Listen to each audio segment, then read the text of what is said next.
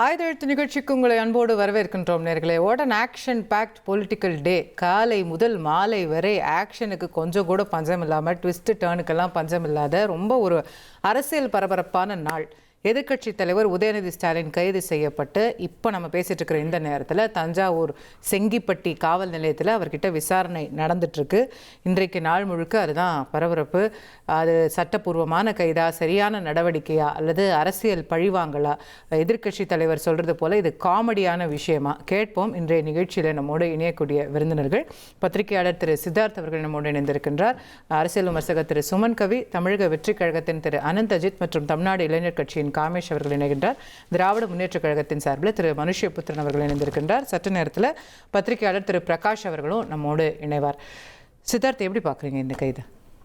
இல்லை, first of all political leaders இந்தியாவில், தமிழ்நாடு மட்டும் இல்லை, இந்த மாதிரி பெண்கள் விஷயத்தில் கொஞ்சம் இழிவாக பேசுகிற ஒரு ஸ்பீச்சு, தட் இஸ் கைத்தட்டல் பெறறதுக்காக இவங்க இந்த மாதிரியான வார்த்தைகள், அது நம்ம தமிழ்நாடு அரசியலில் நம்ம ரொம்ப வருஷமாக பார்த்துக்கிட்டு இருக்கோம்.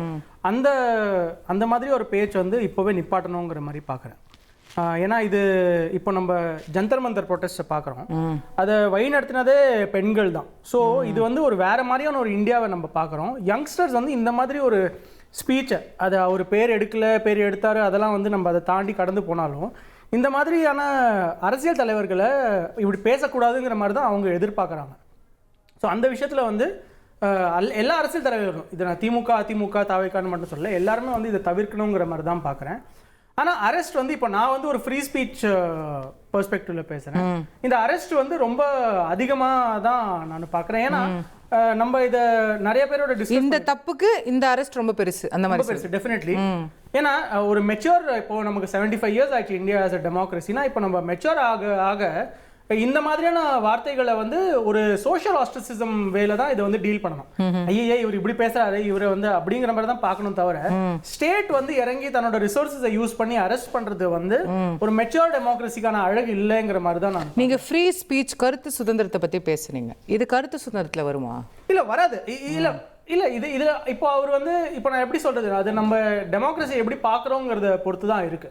அதான் சொல்கிறேன், இதை வந்து இந்த மாதிரியான இப்படி யார் வேணாலும் பேசலாங்கிற மாதிரி நான் சொல்லி இதை ஆதரிக்கலை நான். ஆனால் இந்த மாதிரியான கருத்தை வந்து அது சோஷியலி அவங்க ஃப்ரெண்ட்ஸு, ஃபேமிலி, அவங்க சர்க்கிளில் வந்து ஒரு சொசைட்டி வந்து அதை அவங்க அங்கே வந்து இதுக்கு இவ்வளவு காவல்துறை, இவ்வளவு படை நம்ம வரி பணத்தில் இறங்கி இப்போ பண்ண வேண்டிய ஒரு விஷயம் கிடையாதுன்னு சொல்ல வரீங்க? ஆமாம். இல்லை, இப்போ இது வந்து நான் தாவேக்கா அரசை வச்சு சொல்லலைங்க. எந்த அரசாக இருந்தாலும் இவங்க இந்த மாதிரியான நடவடிக்கை செஞ்சுருக்காங்க, இன்னமும் செய்வாங்க. இப்போ 5 வருஷத்துக்கு அப்புறம் இப்போ திமுக இது நடந்திருக்கு, அவங்க மறுபடியும் ஆட்சியில் வந்தாங்கன்னா ஐயோ நம்ம தலைவருக்கு இப்படி நடந்துச்சேங்கிற மாதிரி அவங்க இதை தவிர்க்க போகிறது இல்லை. அவங்களும் டெஃபினட்டாக இந்த மாதிரி ஏதாச்சும் ஒன்று செய்வாங்க.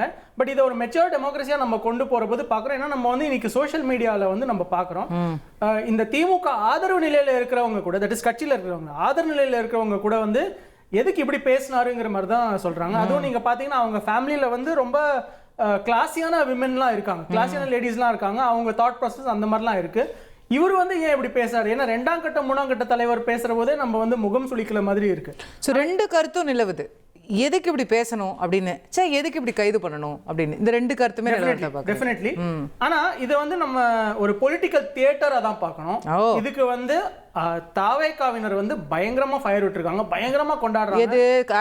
அரெஸ்ட் உதயநிதி ஸ்டாலின் அவர்கள் அரெஸ்ட் பண்ணது, அதுவும் அவர் காலங்காலத்தில் அவர் வீட்டில் அப்பதான் எழுந்திருச்சிருக்காரு. ஸோ அதை வச்சு நிறைய மீம்ஸ், நிறைய ஃபன் பண்ணிட்டு இருக்காங்க இன்ஸ்டாகிராம்ல.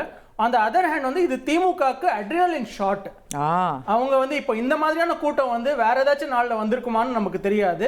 அவங்களுடைய தலைவர், அவங்களுடைய அடுத்த தலைவர், அவங்களுடைய லீடர் ஆஃப் ஆப்போசிஷன் வந்து கைது பண்ணிட்டாங்க. அதுவும் இந்த மாதிரி அரசியல் பழிவாங்குதல்ல கைது பண்ணிட்டாங்கிறதுக்காக அவங்க இந்த நம்பர்ஸ்ல வந்து திரண்டு வந்திருக்காங்க. இது நம்ம நாளைக்கு பட்ஜெட் செஷன்லயும் பார்க்கலாம். ரொம்ப எனர்ஜியோட வருவாங்க. திமுகவுக்கு ஒரு புது உத்வேகம் கிடைச்சிருக்கு, புது உத்வேகம். எஸ். சோ இப்போ அரசியல் ரீதியா இதுல வந்து லாபம் திமுகவுக்கு தான். இல்ல, இப்போ இந்த எலெக்ஷனுக்கு அப்புறம் திமுகக்கு அவ்வளோ பாப்புலாரிட்டி இல்லை, அவங்க காடரே வந்து கொஞ்சம் டிசப்பாயிண்டடா இருக்காங்கிற மாதிரி நம்ம பேசிட்டு இருக்கிற போது இது வந்து அவங்களுக்கு புது உத்வேகமா, அவங்களுக்கு ஒரு பர்பஸ் ஆஃப் லைஃப், சோர்ந்து போயிருந்த திமுகவுக்கு ஒரு புது உற்சாகம். இப்போ 30 இயர்ஸ்க்கு அப்புறம் வந்து மிட் லைஃப் கிரைசிஸ்லாம் வர மாதிரி இவங்களுக்கு வந்து ஒரு பர்பஸ் வந்திருக்கு லைஃப்ல. ஓஹோ, நம்ம கட்சி தலைவரே இப்படி செஞ்சுட்டாங்க, நம்ம யாருன்னு நம்ம காட்டணுங்கிற மாதிரி அவங்க வருவாங்கிற மாதிரி நான் பார்க்குறேன். அஜித், திமுகவுக்கு புது உத்வேகம் கொடுத்த தாவேக்கா அரசுக்கு வாழ்த்துக்கள். இல்லை, இது ஆக்சுவலி அண்ணன் கொஞ்சம் க்ளோரிஃபை பண்ணுறாருன்னு நினைக்கிறேன். நான் இது எப்படி பார்க்குறேன்னா வந்து இந்த சோஷியல் ஆஸ்ட்ரசிசம் தாண்டி இது வந்து கொஞ்சம் ரெக்டிஃபிகேஷன் ப்ரொசீஜருக்குள்ள போகணும் அப்படின்னு நினைக்கிறேன். ஏன்னா இது இன்னைக்கு நேற்று இல்லை, இது திமுகவோட டிஎன்ஏ. இப்போ அவரை எதுக்கு அரெஸ்ட் பண்ணியிருக்காங்க? ஏதாவது போராட்டம் பண்ணி எதையாவது மீட்டாரா காத்தாரா? லேடிஸை தரக்குறைவா இழிந்து பேசியிருக்காரு, தப்புன்னு கம்ப்ளைண்ட் வந்திருக்கு, விசாரிக்கணும் வாப்பான்னு கூட்டு போயிருக்காங்க. நான் வரமாட்டேன்னு பாத்ரூம்குள்ள ஒளிஞ்சிட்டு இருந்தாரு. இல்ல வேற என்ன வார்த்தையில அக்கா எவ்வளவு நேரம்? இல்ல 10 மணில இருந்து 11 வரைக்கும். அதெல்லாம் 10 நிமிஷம் நீங்க. சரி 10 நிமிஷம் ஐ அண்டர்ஸ்டாண்ட். இல்ல அஜித், இப்ப நம்ம எதுக்காக இந்த விவாதமே சொல்லட்டுங்களா? நம்ம ஒருத்தர இழிவா பேச வேண்டாம், அடுத்து சொல்லுங்க. நம்ம அதே தவிர செய்ய வேண்டாம். நான் சொன்னவர் செஞ்சிருக்காரு. சரி அடுத்து சொல்லுங்க. Let us not do the same. இப்போ நமக்கு யார் மேல கம்ப்ளைண்ட்? எதிர்க்கட்சி தலைவர் மேல. யார் யாரெல்லாம் வேன்ல கூட ஏறிட்டு வந்தது? என்ன அவரோட வழக்கறிஞர்கள் யாரு? ஐயா சேகர் பாபு வழக்கறிஞரா? சேகர் பாபு வழக்கறிஞரா? சொல்லுங்க. சரவணன் பரந்தாமன்லாம் அவரோட. சேகர் பாபு நான் கேட்கிறேன், ஏன் ஏறிட்டு வந்தாரு? என்ன வடிவேல் காமெடியா இது? நானும் ஏறிக்கிறேன், நானும் ரோடி. அப்ப என்ன அவ்வளவு பயம்? அப்ப நீங்க என்ன போலீஸ் டிசைன் பண்ணி வச்சிருக்கீங்க? அப்ப அவ்வளவு தைரியசாலி ஒருத்தர் தான் உங்க திமுகவோட எதிர்க்கட்சி தலைவரா? அவ்வளவு பயமா? இதுல என்ன பயம் இருக்கு? நான் அப்ப ஏன் வந்தாரு சேகர் பாபு? நீங்க தனியா அனுப்ப மாட்டேன், பிள்ளைய ஸ்கூலுக்கு தனியா அனுப்ப மாட்டேன், நானும் வந்து விட்டுட்டு வந்தாரு முதல் நாள்ல. இப்படிதானே இருக்கு. சரி அப்ப எதுக்கு இவ்வளவு கூட்டாங்க? அவர் என்ன ப்ரூவ் பண்ண ட்ரை பண்ணுது அந்த கூட்டம்? அப்ப இந்த கூட்டம் ஆதரவு காட்டுறாங்க. எதுக்கு? இந்த மாதிரி பொம்பளை பிள்ளைங்களை பேசு, இகிழ்ந்து பேசு, காவிரி தாயை பழிச்சு பேசு, தாய் குலத்தை அழிச்சு அசிங்கமா பேசு, அது நான் சப்போர்ட் பண்றேன், வாங்க எல்லாம் நிக்கலாம். Is that what they mean? So இதை வந்து நீங்க வந்து ஒரு சோஷியல் ரிஜெக்ஷன்ல மட்டும்லாம் சரி பண்ண முடியாது. சிலதெல்லாம் ஸ்டேட்டோட வேலை வந்து திருத்த வேண்டியது. தப்பு பண்ணா ஸ்டேட்ல டெட்டரன்ஸ் ஒன்று இருக்கும், சட்டம் தன் கடமையை செய்யும். அரெஸ்ட் பண்ணதுக்கு அப்புறம் யாராவது நீங்க உங்களோட இத்தனை வருஷம் ஜேர்னலிஸ்ட் லைஃப்ல சொல்லுங்க, அரெஸ்ட் ஆன பிறகு ஆன்டிசிபேட்டரி பெயில் கேட்ட ஒரு கும்பலை பார்த்திருக்கீங்களா? கோர்ட் கேட்குது, எங்க அரெஸ்டே பண்ணிட்டாங்க, இப்போதுக்கு இங்க முன்ஜாமீன் கேட்குறீங்க? முதல் கேள்வி கேட்டாங்களா? ரெண்டாவது கேள்வி, சரிங்க அவங்க தான் உங்களை ரிமாண்ட் பண்ண போறது இல்லையாமே, விசாரணைக்கு தான். அதாவது அடிப்படையில் என்ன நடந்திருக்கு? தஞ்சாவூர்ல போய் உட்காந்துக்கிட்டு கேள்வா பேசியிருக்காங்க. தஞ்சாவூர்ல ஒரு காலையில அரெஸ்ட்னு சொன்னீங்க, அப்புறம் நாங்க தான் ரிமாண்டே பண்ண போறது இல்லைன்னு ஏன் மாத்தணும்? ரொம்ப சிம்பிள்கா, இந்த இடத்துல இவர் தப்பா பேசியிருக்காரு. இப்போ ஒரு இடத்துல கம்ப்ளைண்ட் கொடுக்குறீங்க, இப்போ நீங்க போயிட்டு என்னை பத்தி இந்த மாதிரி அந்த பையன் வந்து என்ன கோமா பேசிட்டான், திட்டான், ஸ்டேஷன்ல கூப்பிடுவாங்க, தம்பி வா என்னன்னு சொல்லு, வரமாட்டேன் வீட்டுக்குள்ளே ஒளிஞ்சிட்டு இருந்தா வந்து சம்மன் அனுப்புறது வேற, அரெஸ்ட் பண்ண வர்றது வேற. வரலையே, நீங்க வந்ததே அரெஸ்ட் பண்றதுக்கு. நான் கேக்குறேனே, அப்ப வந்து நீங்க நேத்து வந்த கம்ப்ளைண்ட்க்கு இன்னைக்கு காலைல அரெஸ்ட் பண்ண வரீங்க கோர்ட்ல. இல்ல இது தப்பு இல்ல, விசாரணைக்கு தான் அழைச்சிட்டு போறாங்க, கோர்ட்ல தப்பு சொல்லியே. இதுக்கு என்ன அந்த மேக்னிட்யூட் இருக்கு? இப்ப கோர்ட்ல வந்து இல்லங்க நீங்க அன்லாஃபுல் டிடென்ஷன் சொல்லியிருந்தாங்க, ரிமாண்ட் இல்லங்க, ரிமாண்டே இல்ல, சும்மா தான் சார் விசாரி கூட்டு போயிட்டு இருக்கோம், நாங்களே சாயங்காலம் சொந்த ஜாமீன்ல ஸ்டேஷன் ஜாமீன்லயே விட்டுருவாங்கன்னு சொல்றாங்க. இப்போ சிங்கம் சீன்ல வர்ற மாதிரி தான், ஒரு அரெஸ்ட்டுக்கு பயந்துகிட்டு ஊரே கூட்டு போய் நிக்கிற கதையா இருக்கு. வேற என்ன, நைட்டு விடுவிச்சிருவோம், ஸ்டேஷன்ல இருந்து அனுப்பிச்சிருவோம் சொல்றோம். இது ஒரு பக்கம் வைங்க, ஒரு செட் ஆஃப் தி இஷ்யூ. இது இன்னொரு செட் என்ன பண்ணிட்டு இருக்காங்க கொஞ்சம் கூர்ந்து கவனிங்களேன். ரோட்ல ஒரு பப்ளிக் போறாரு, ஒரு 5 பேர் ஒரு 50 பேர் போராட்டம் பண்ணா கூட ஒரு போராட்டம் தெரியும், ஒரு 5 பேர் குறுக்கா மறுக்கா ஓடிட்டு இருக்காங்க. ஏங்க இப்படி அநியாயத்து பண்றீங்க, ரோட்ல டான்ஸ் ஆடிட்டு இருக்கீங்க கேட்டா, நான் போயிட்டு 10 பேரும் சேர்ந்து அந்த ஸ்கூட்டர்ல வர்ற பொதுமக்களை அடிக்கிறது, காணொலி தரேன். அதே மாதிரி போயிட்டு கடையை மூடு, உதயநிதி அரெஸ்ட் ஆயிட்டாரு, டேய் கடையை மூடு. என்ன லாஜிக் இது? இந்த ரவுடிசத்துக்கு வேணாம் தானே தாவேக்காவை தேர்ந்தெடுத்து திமுக ஒதுக்கி வீட்டுக்கு அமைச்சிருக்காங்க, குளத்தூர்ல தோக்கடிச்சிருக்காங்க. அந்த இது மட்டும் இல்ல, இன்னொரு விஷயம் ஆட் பண்றேன், இது டிஎன்ஏ. இன்னைக்கு நேத்து இல்ல, இப்ப நீங்க கலைஞர் உங்களுக்கு தெரியாது ஒண்ணு இல்ல, கலைஞர் பேசியிருக்காரு, ஸ்டாலின் பேசியிருக்காரு, நிறைய பேசுவாரு. கடந்த காலங்கள்ல யாராவது பூனைக்கு மணி கட்டணும்ல, பேசுவோம் எல்லாத்தையுமே பேசுவோம். திரு மனுஷபுத்திரன், ஒரு கேள்வி நியாயமானதா தெரியலையா? இது எதுக்காக இவ்வளவு பெரிய கூட்டம், எதற்காக இவ்வளவு பெரிய ஆதரவை தெரிவிக்கிறாங்க? அவர் பேசினதெல்லாம் சரின்னு இத்தனை பேர் சொல்றாங்களான்னு கேட்கிறாரு. இல்ல, இது வந்து பாத்தீங்கன்னா இந்த டிபேட்டை வந்து உதயநிதி அவர்கள் பாத்தீங்கன்னா ஒரு குறிப்பிட்ட நபரை பற்றி மோசமாக பேசினார் என்று நீங்கள் எஸ்டாப்ளிஷ் செய்வது என்பது தவறான உள்நோக்கம் கொண்டது. அவர் எவருடைய பெயரையும் குறிப்பிடவில்லை, யாரையும் நேரடியாக அப்படி குறிப்பிட்டு எதையும் சொல்லவில்லை. கூட்டத்துல இருந்து ஏதோ ஒண்ணு கத்துறாங்க, அப்படி இல்ல காவிரி வாட்டரை சொல்றாரு. இல்ல காவிரி வாட்டரை பத்தி பேசுறேன், நீங்க தப்பா இது பண்றீங்கன்னு தான் அவர் சொல்றாரு.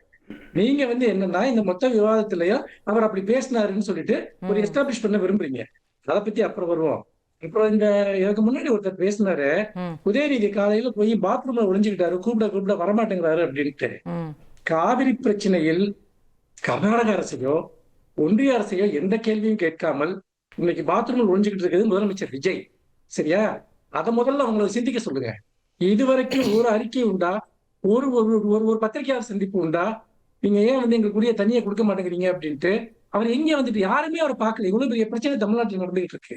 யாரு வீட்டுக்குள்ள ஒளிஞ்சுக்கிட்டு இருக்கா, யாரு பயந்து போய் ஒளிஞ்சுக்கிட்டு இருக்கா, யோசிச்சு பேச சொல்லுங்க.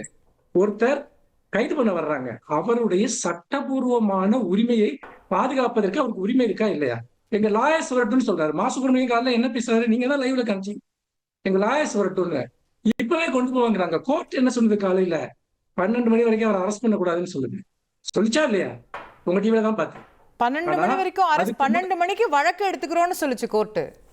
அதுக்கப்புறம் அது 2 காலுக்கு எடுத்துக்கிச்சு. 12 மணி வரைக்கும் அரெஸ்ட் பண்ணக்கூடாதுன்னு சொல்லியிருந்தா பத்திரிக்கை எப்படி அரெஸ்ட் பண்ணாங்க? இல்ல தெளிவா இருக்கு. நீங்களே ஒரு நியூஸ் ரூம்ல இருந்துட்டு இப்படி தவறான தகவலை சொல்றீங்களே, நீங்க இது எப்படின்னு எனக்கு புரியல. இல்ல அப்ப 12 முன்னாடி எப்படி சார் அரெஸ்ட் நடந்தது? இல்ல தவறான தகவலை சொல்றீங்க. 12 மணி வரைக்கும் கைது நடவடிக்கை கூடாது அப்படின்னு நீதிமன்றம் சொன்னது. வேணும்னா டாக்குமெண்ட் கொடுக்குறேன் நான். சரி, ஏன் இப்படி ஒரு இவ்வளவு பெரிய விஷயத்தை வந்து இல்ல ஐயா நான் கேக்குறது சரி நீங்க சொன்னதே சரின்னு வச்சுக்கோங்கயா. அப்ப எப்படி முன்னாடி அரெஸ்ட் நடந்தது? The arrest happened before 12 o'clock. இல்ல நான் என்னன்னா, அதாவது 12 மணி வரைக்கும் அரெஸ்ட் பண்ணக்கூடாதுன்னு சொன்னதையும் மீறி அவங்க அரெஸ்ட் பண்றாங்க. அப்ப 2 மணிக்கு கோர்ட் வந்து கண்டிச்சிருக்கும்ல, ஏன் பண்ணீங்கன்னு கேட்டிருக்கும்ல. இல்ல அதாவது இந்த விசாரணை இனிமேல் தான் நடைபெற போகுது. இந்த விஷயத்துல என்னென்ன பண்ணிருக்காங்கன்றத கோர்ட்டுக்கு போன உடனே அவங்க வந்து பாத்தீங்கன்னா விசாரணை பண்ணிட்டு நீங்க உடனடியா இன்னைக்குள்ள நீங்க விடுவிக்கணும் அப்படின்னு நீதிமன்றம் உத்தரவு. கரெக்ட். நீதிமன்றம் உத்தரவு கொடுக்குது. அதனால நீங்க சொன்ன தகவல் தவறு, அதை முதல்ல திருத்திக்கங்க. அப்போ இன்னொரு அடிப்படையான விஷயம் என்னன்னு கேட்டீங்கன்னா, ஒருத்தர் வந்து இந்த அவங்க போட்டிருக்கக்கூடிய அந்த செக்ஷன்ஸ் பாருங்க. நீங்க இந்த செக்ஷன்ஸை எந்த விதத்துல நீங்க ஜஸ்டிஃபை பண்ணுவீங்க? ஒண்ணு 2 குழுக்களுக்கு இடையே பகைமையை ஏற்படுத்துதல், TNS 196 IPC 153A. கலகம் செய்ய தூண்டுதல், TNS 192 IPC 153. அமைதியை குலைத்தல், TNS 352 IPC 504.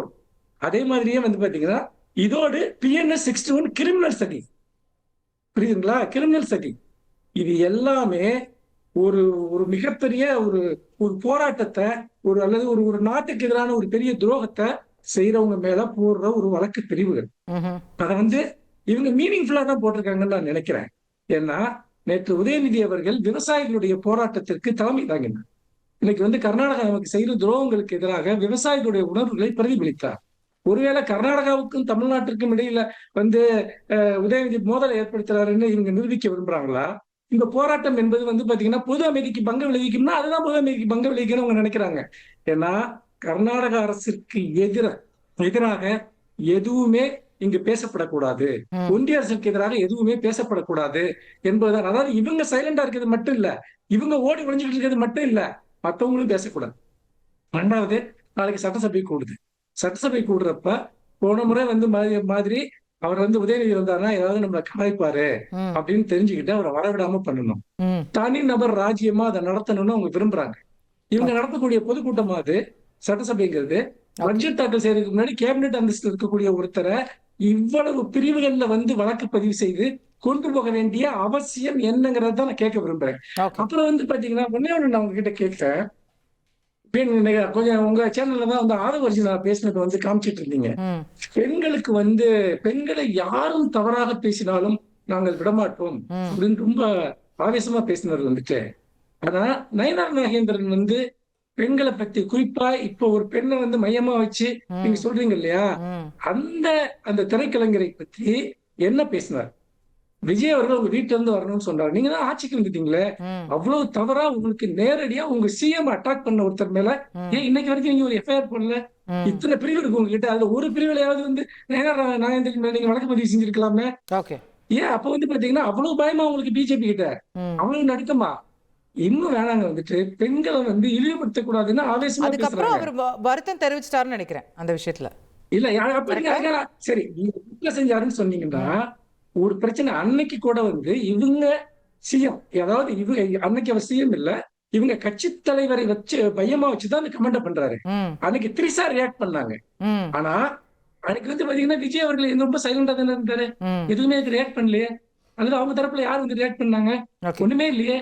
அப்போ இவங்களுடைய அளவுகோல் என்னன்னா எதுக்கு ரியாக்ட் பண்ணணும், எதுக்கு ரியாக்ட் பண்ணக்கூடாது.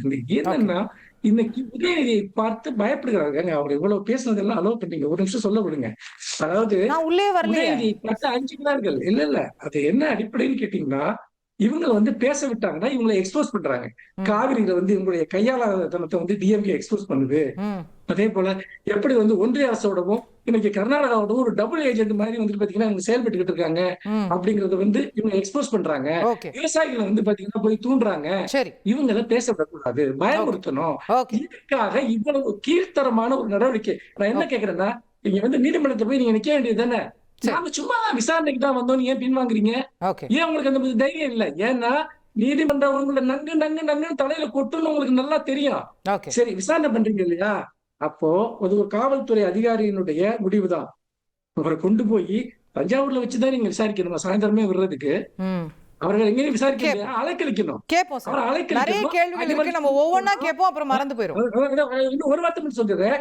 அப்போ அதாவது இன்னைக்கு வந்து பாத்தீங்கன்னா சிஎம் இருக்கக்கூடிய மாண்புமிகு முதலமைச்சர் அவர்கள் மீது அவர்களுடைய மனைவி ஒரு விவாதத்தை தொடக்குறாங்க.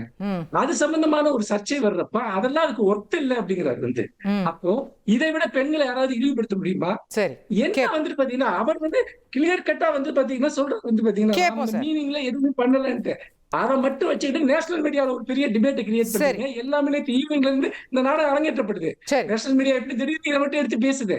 காலையில ஏன் இந்த நாடகம் இன்னைக்கு இவ்வளவு பெரிய ஒரு கலைபரத்தை ஏன் உண்டாக்குறீங்க? நேர்களே, செங்கிப்பட்டி காவல் நிலையத்திற்கு வெளியிருந்து வரக்கூடிய காட்சிகளை பார்க்கின்றீர்கள். உதயநிதி ஸ்டாலின் அவர்களிடம் 1.5 மணி நேரம் விசாரணை முடிந்த பிறகு தற்போது அவர் காவல் நிலையத்திற்கு வெளியே வந்து அவர்களுடைய தொண்டர்களுடைய அந்த ஆரவாரத்தை ஏற்று அவர்களுடைய வாழ்த்துக்களை ஏற்று அந்த வாகனத்தின் மேலே நின்று ரொம்ப உற்சாகமாக வெளியே வரக்கூடிய காட்சிகளை பார்க்க முடிகிறது. இன்று இரவே இப்போ செங்கிப்பட்டியிலேருந்து நேராக திருச்சிக்கு போகிறாரு. திருச்சியில் விமானம் மூலமாக இன்று இரவே 10:30 மணி ஃப்ளைட்டில் சென்னைக்கு வருகிறார் அப்படின்னு புரிந்து கொள்கின்றோம். ஸோ விமானம் மூலமாக இன்று இரவே சென்னை வந்தடைந்து நாளை காலை சட்டமன்றத்திற்கு செல்வார் எதிர்க்கட்சி தலைவர் உதயநிதி ஸ்டாலின் அவர்கள். இந்த காட்சிகளை நம்ம தொடர்ந்து பார்க்கலாம். நம்ம தொடர்ந்து ஆயுத எழுத்து விவாதத்திலும் இணைந்திருக்கின்றோம். காமேஷ், நம்ம இடைவேளைக்கு முன்பாக மனுஷபுத்திரன் அவர்கள் முக்கியமான கேள்வி எழுப்புறாங்க. நாளைக்கு சட்டமன்றம், இன்னைக்கு எதிர்க்கட்சி தலைவரை கைது பண்றீங்க, இந்த டைமிங் இஸ் வெரி குவெஷனபிள். நாளைக்கு அவர் வரக்கூடாது சட்டமன்றத்துக்குங்கிற ஒரு திட்டத்தோடு செய்றீங்கன்னு திமுக தலைவர்ல இருந்து அத்தனை பேர் குற்றச்சாட்டு வைக்கிறாங்க. இது வந்து அப்படி எடுத்துக்க முடியாது. இன்னொன்று என்னன்னா, இந்த ரணகலத்திலையும் வந்து சொல்லுவாங்க இல்லையா, ஸோ அந்த மாதிரி இவ்வளோ இஷ்யூஸ் போயிட்டு இருக்கும்போது கூட ஒரு அறிவு சார்ந்த எங்களுக்கு அறிவுரை கொடுக்குற மாதிரி ஒரு ட்விட்டில் வந்து ஒரு திருக்குறள் ஒன்று வந்துச்சு. என்ன அந்த பாயிண்ட்ல நீங்கள் எடுத்தீங்கன்னா எங்களாலையும் சொல்ல முடியும். பல்லார் முனியப்பா பயனிலா சொல்லுவார், எல்லாராலும் எல்லப்படும். இன்னைக்கு இவர் நேற்றுக்கு பேசினது ஒட்டுமொத்த சோஷியல் மீடியாலையும் மக்களும் எந்த அளவுக்கு பேசப்பட்டிருக்காங்கன்றத பார்க்குறோம். இதெல்லாம் தாண்டி இன்னொரு விஷயம் நிச்சயமா நம்ம பார்க்க வேண்டியது ஒன்று இருக்கு. அப்படின்னா no but is arrest necessary? கடைசில it comes to that question. அதுதான் திருப்பி ஒரு பேச்சுக்காக அரெஸ்ட் செய்வது சரி என்றால் திமுக காலத்தில் நீங்கள் கண்டித்த அத்தனை கைதுகளும் சரி என்றாங்க. கருத்து சுதந்திரம் அப்படின்னு சொல்லிட்டு நான் எது வேணாலும் பேசலாம்ன்றது வந்து ஏத்துக்க முடியாது. ஒரு பொது மேடையில் பேசப்படுவதற்கு ஒரு பொது மேடையில் பேசப்படுவதற்கு ஒரு பொறுப்புன்னு ஒன்று இருக்கு. சட்ட ரீதியாக ஒரு பொறுப்பும் இருக்கு. இல்ல சார், எல்லாருக்குமே பொறுப்பு இருக்கு. எதிர்க்கட்சி தலைவர், கோடான கோடி இளைஞர்கள், எல்லாருக்குமே பொறுப்பு இருக்கு சார். எதுக்கு கைதுங்கிறதுல தான் சார் வித்தியாசப்படுது. நீங்க திமுக ஆட்சியில பத்திரிகையாளர்கள் கைது செய்யப்பட்ட போது நீங்க எதிர்த்தீங்களா இல்லையா? நான் லிஸ்ட் படிக்கட்டுமா எத்தனை பேருன்றத? இல்ல, நீங்க படிங்க. அப்ப அத்தனைக்கும் நீங்க எதிர்த்து நீங்க அதையே செய்றீங்களேன்றதானே கேள்வியா இருக்கும். இங்க இது அரஸ்டே கிடையாதுங்க. கூப்பிட்டு கேக்குறேன். நான் ரொம்ப தெளிவா ஒரு விஷயத்தை சொல்றேன். the right from day one Vijay நான் என்ன சொல்லிருக்காரு அப்படி. சரி, அப்ப மார்க்கண்டேயன் அரெஸ்ட் தானே? மார்க்கண்டேயன் அரெஸ்ட் தானே? அனிதா ராதாகிருஷ்ணன் அரெஸ்ட் தானே? right from day one Vijay நான் என்ன சொல்லிருக்காருன்னா 0% காம்ப்ரமைஸ், 100% வந்து நாங்க வந்து விமன் சேஃப்டிக்கு நாங்க நிப்போம். எந்த இடத்துலயுமே டாலரன்ஸே கிடையாது எங்க கிட்ட. இந்த ஞாபகம் வச்சுக்கோங்க, எந்த விஷயமா இருந்தாலும். this is not the first time. இது வந்து ஆல்ரெடி சனாதன தர்மத்தை அப்படி பேசும்போது சுப்ரீம் கோர்ட்டும் ஹை கோர்ட்டுமே அவருக்கு அறிவுரை கொடுத்துருக்கு. அப்போ எங்க மாஸ்டர் என்ன பண்ணுவாரு? திருத்தணும் அப்படின்ற போது ஒரு மாஸ்டரா உள்ள வந்து திருத்தத்துக்கான வேலைகளை தான் பார்ப்பாரு. நாங்க அப்படிதான் பார்ப்போம். நீங்க ஏன் நயினார் நாகேந்திரனை திருத்தலன்னு கேக்குறாரு? யாரு? மனுஷபுத்திரன். இல்ல மேடம், புரியல, சாரி. கை தூக்கணும். திருத்தற வாய்ப்பு இருந்தது திமுகக்கு தான். அவங்க அவ்வளவு நல்லவங்களா இருந்தா உள்ள போய் நீங்க கம்ப்ளைன்ட் கூட கொடுக்கலையா ஐயா? இல்ல, அவர் தான் மன்னிப்பு கேட்டார்ல. எதிர்த்து நின்றோரே. எப்போ? அடுத்த செகண்டா? இடையில கேப் இல்லையா? இல்லையா? நடுவுல உங்க ஆசையும் நிறைவேற்றப்படும். எங்க ஆசை இல்ல, மனுஷபுத்திரன் சார்டா. சரி, அவர்க்காக செய்ய முடியும். இல்ல என்னன்னா the question இங்க என்னன்னா the law stands for everybody. நான் பவர்ல இருக்கேன், என்னால என்ன வேணாலும் பேச முடியும், எதை வேணாலும் சொல்ல முடியும் ஃபேமினிசம்னு ஒரு விஷயம் இருக்குல்ல, அது இருக்க கூடாதுன்றத அங்க பார்க்கணும். அதுக்கு கைதாங்கிறது தான் sir. will you limit somebody's freedom? இல்ல நீங்க மறுபடியும் சொல்றேன் சார், ஜெயலலிதா அவர்கள் காலத்துல இதை விட நிறைய வழக்குகள் பாய்ந்திருக்கிறது. எதிர்க்கட்சிகள் மேல, பத்திரிகையாளர்கள் மேல, எல்லார் மேலயும் பாய்ந்திருக்கிறது. அது எல்லாமே defamation case where they were taken to court, not to the jail. they didn't take it to the jail. you took Anita Radhakrishnan to jail. You took Markandeyan to jail. என்ன விளையாட்டு அது வேற மேடம். அதோட case நீங்க எடுத்து பாருங்க, என்ன சொல்லிருக்காங்க. நீங்க வந்து கதவை மூடும் எலும்ப உடைக்கிறன்னு சொல்லும்போது அது என்ன மாதிரி எடுத்துக்கப்படும். இது அப்படி இல்ல, இது வேற அது வேற. இங்க வந்து அவரை கூப்பிட்டுட்டு விசாரணை. சார், எல்லாமே பேச்சு sir. it is all speech. it is not an action. Vaiko கேஸ்ல சுப்ரீம் கோர்ட் என்ன சொல்லுச்சு, தீவிரவாத தடை சட்டத்தை அவர் மேல போடும்போது பேச்சு சார், அவர் தீவிரவாதத்துல ஈடுபடல சார், பேச்சுக்காக அரெஸ்ட் பண்ணாதீங்க சார், இதே சுப்ரீம் கோர்ட்.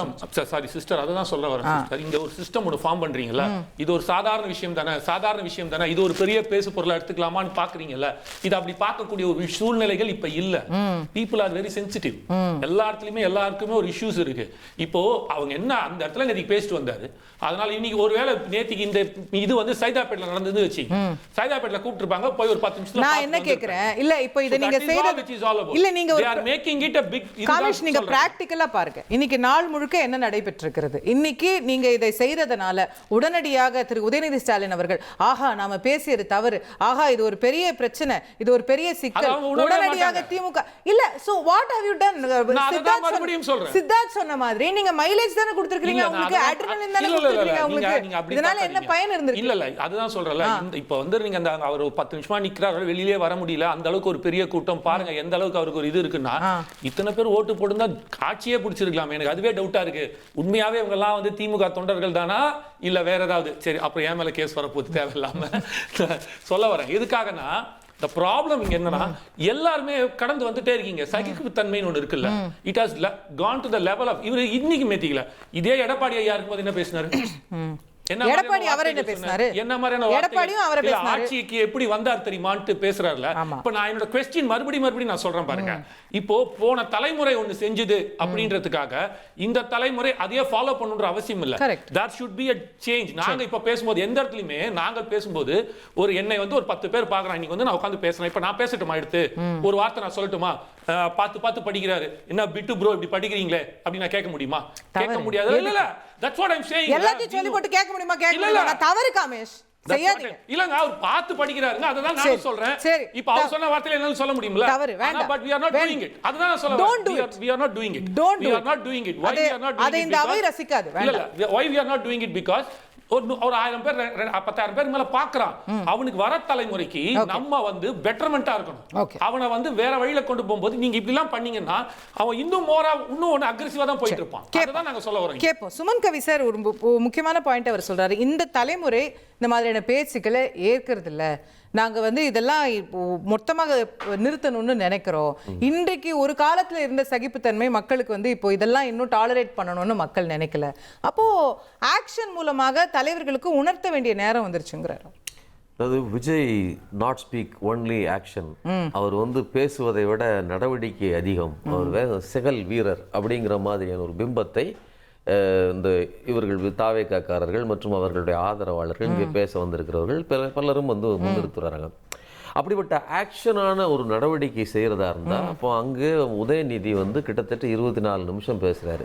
அந்த 24 நிமிஷத்தில் எத்தனை விஷயங்கள் பேசியிருக்கிறார். குறிப்பாக காவிரி விவகாரம் குறித்து, நீர் வராதது குறித்து நீங்கள் கிட்டத்தட்ட 9 டிஎம்சி ஜூன் மாதம், 31 டிஎம்சி ஜூலை மாதம், ரெண்டும் சேர்த்து 40.44 டிஎம்சி வர வேண்டி இருக்குது. அந்த விஷயத்தை கேட்பதற்கு நீங்கள் வலுவாக குரல் கொடுத்துருக்கணும். நீங்கள் எத்தனை பிரஸ் மீட் கொடுத்தீங்க, எத்தனை இடத்துல வந்து நீங்கள் மக்களுக்காக வந்து நின்றீங்க, ஏன் இப்படி அமைதியாக இருக்கிறீங்க, ஏன் செயலற்று இருக்கிறீங்க அப்படின்னு கடுமையான விமர்சனங்கள் வைக்கிறார். அது மட்டும் இல்லை, குறுவை சாகுபடி போச்சு, 10ஆம் தேதி தண்ணி இல்லை, குறுவை சாகுபடி போச்சு, இதுக்கு ஆடிப்பெருக்குக்கே தண்ணி இல்லை, இப்போ வந்து எக்ஸஸ் மழை பெஞ்சு வந்துகிட்டு இருக்கு கண்டுகிட்டு இருக்காங்கன்னு சொல்லி இன்னும் வந்து கடைமடைக்கு வந்து மக்களுக்கு அது பயன்படலை. கரூர் வரைக்கும் வந்திருக்கு. ஆமா, கரூர் திருச்சி வரைக்கும் வந்திருக்கு. அது நேரடியாக பயனடைது இனிமேல் வரலாம். அது இதுவரைக்கும் இல்லை. அப்போ 3 மாசம் மக்கள் காஞ்சி போயிட்டாங்க, கொந்தளிச்சு போயிருக்கிறாங்க டெல்டா விவசாயிகள். இன்னைக்கு அந்த விவகாரத்துல நீங்க அவர்களுக்கான ஆக்ஷன் என்ன நடத்தீங்க? இப்ப கேள்வி என்னன்னா, ஆக்ஷன் இதுக்கு மட்டும் இருக்கு. காவிரி முக்கியமா த்ரிஷா முக்கியமான்னு கேட்டா அந்த இடத்துல த்ரிஷாங்கிறத சொல்லாமல் சொல்லுகிறது அரசு. உங்களுக்கு காவிரி பிரச்சனையில் மேகதாட்டை எதிர்த்து உங்களால் நடவடிக்கை எடுக்க முடியுமா? த்ரிஷாவுக்கு நடவடிக்கை எடுப்பேன் நான். வந்து இல்லைங்க, த்ரிஷாவுக்கு, பெண்களுக்கு இல்ல, நல்லா புரிஞ்சுக்கணும். பெண்களுக்கு அவங்க எல்லாம் எத்தனை பெண்களுக்கு? ஏங்க மோகன், அதான விஜய் மோகன்கிறவர் ஒரு லேடியை வந்து அந்த பதவி கொடுக்குறேன்னு சொல்லி தாவேகாவுக்குள்ள அபியூஸ் பண்ணாருன்னு சொல்லி அந்த அம்மா சிஎம் செல்லுக்கு போச்சு, சிங்க பெண்களுக்கு போயாச்சு. அந்த அம்மா நான் இதுக்கு மேல சாகத்தான் செய்யணும்னு இதே இதுக்கு முன்னாடி வந்து பேசினாங்க. என்ன நடவடிக்கை எடுக்கப்பட்டுச்சு? அந்த விஜய் மோகன் மேல ஒரு நடவடிக்கை கிடையாது. அப்ப அவங்க, அதாவது கட்சிக்காரர்கள் மீது எந்த ஒரு துரும்பை கூட தொடாதவர்கள். அப்ப பெண்களுக்காக இவர்கள் இறங்குவதில்லை, செலக்டிவா இருக்காங்க. இன்னும் கூடுதலா ஒரு விஷயம் சொல்றேன். நீங்க செங்கல்பட்டு கோர்ட்டில் விஜய் அவர்களுடைய மனைவி கொடுத்த கேஸ் என்ன? ஒரு குறிப்பிட்ட நடிகையோடு அவர் இருக்கிறார். அது இருக்கிறது மட்டும் இல்லை, 2021 25 வரல எனக்கு அந்த காலகட்டங்களில் எனக்கு பல அனுபவங்கள் மிக மோசமாக நடந்துச்சு. அவர்கள் புகைப்படங்களை பகிர்ந்துக்கிட்டாங்க. அது எனக்கு மன உளைச்சலை தருகிறதுன்னு சொன்னதுக்கு பிறகுதான் அவர் 2 பேரும் கூட்டிட்டு வந்தாங்க. சரிங்களா? அப்போ மன உளைச்சலை, உனக்கு மன உளைச்சல் தர்றா, நான் செய்கிறேன் பாருன்னு சொல்கிற ஒரு மனோபாவம் யார்கிட்ட இருக்குது? அவர்கிட்ட இருக்குது. அது மட்டும் இல்லை, அதே மாதிரி மனுஷமுத்திரன் சொன்னதை கவனிங்க. மேடையில் வந்து இதெல்லாம் ஒன்றும் இல்லை, அது ஒரு சப்ப மேட்டர் அப்படிங்கிற மாதிரி டீல் பண்ணல. இது இப்போ நம்ம திரும்பவும் என்ன தவறு செய்றோம்னா, இல்ல இட்ஸ் நாட் எ பர்சனல், இல்ல சுமன் கவி சார் வர அதுக்கு தான் மேடையில் பேசுனத பத்தி பேச சொல்லுங்க. இல்ல இத ஒரே ஒரு விஷயத்தை மட்டும் முடிச்சறேன். ஒரே ஒரு விஷயம் மட்டும் தான், ஜஸ்ட் 2 minutes. என்னன்னா இவ்ளோ பேசினார் அவ்வளோ பேசினார் சொல்லுங்க. எஸ், ஒரு பால்ல ஒரு துளி விஷம் கலந்தாலே அது ஒட்டுமொத்த கிண்ணமும் விஷமா மாறுது இல்ல? அதுதான் இங்க நடந்த பிரச்சனை. இல்ல நீங்க மேகதாது அணை பத்தியும் காவிரி பிரச்சனை பத்தியும் விவசாய பிரச்சனை பத்தியும் பேசுறீங்கன்னா இந்த இஷ்யூவே விவசாயிகளுக்கு காம்பன்சேஷன் பத்தி சுமன் கவி சார் புரிஞ்சுக்கிட்டேன் சுமன் கவி சார். பிரச்சனை என்னன்னா, நீங்க அவர் காவிரியில ஏன் ஆக்ட் பண்ணலன்னு அவரோட கவர்னன்ஸ் ரீதியா பேசின வரைக்கும் சரி. ஆனா இப்போ அவருடைய அரசாங்கம் எடுத்திருக்கக்கூடிய ஒரு நடவடிக்கையை விமர்சித்து பேசும்போது அவருடைய தனிப்பட்ட வாழ்க்கை கொண்டு வந்து பேசுறது இதே தவறு தானே உதயநிதி அவர்கள் மேலே குற்றச்சாட்டு இருக்கு. அதே நீங்களும் சரி, தனிப்பட்ட விவகாரம் அல்ல. It is the same. It is the same. நீங்க அவரோட அரசுடைய நடவடிக்கை, நீங்க காவல்துறை நடவடிக்கை விமர்சிக்க எவ்வளவு சொல்லிருந்தாங்க. தனிப்பட்ட விவகாரம் அல்ல. 2026 மார்ச் மாதம் தினமலர்ல ஒரு செய்தி வந்திருக்குது, பெரிய பக்கத்து, அரை பக்கத்துக்கு செய்தி. அமித்ஷாவை சந்தித்தார் த்ரிஷா. சிபிஐ நீங்க புரிஞ்சுக்கங்க, ஒரு அரச விவகாரத்தில் அன்சப்ஸ்டான்ஷியேட்டடான விஷயங்களை இல்லங்க, நான் பேசலங்க, ஒரு பத்திரிகை பேசிருக்கீங்க. வந்திருக்கலாம் சார், செய்தி தவறா இருக்கலாம், சரியா இருக்கலாம், நமக்கு தெரியாது. நீங்க ஒரு பத்திரிகை ஊடகம் தானே, நீங்க ஒரு பத்திரிகை ஊடகம் தானே சார். நம்ம எல்லாருக்காகவும் இங்க வோட் பண்ண முடியாது. நான் பத்திரிகை எடுத்து காட்டுறேன். நீங்க எடுத்து காட்டுங்க. நான் என்ன கேக்குறேன், ஒரு அரசை தீர்மானிக்கிற அல்லது ஒரு அரசை நிர்மாணிக்க கூடிய ஒரு இடத்துல இருக்கக்கூடிய ஒரு நபர்ங்கிற மாதிரி தானே இது வருது. அதோட பொருள் என்ன?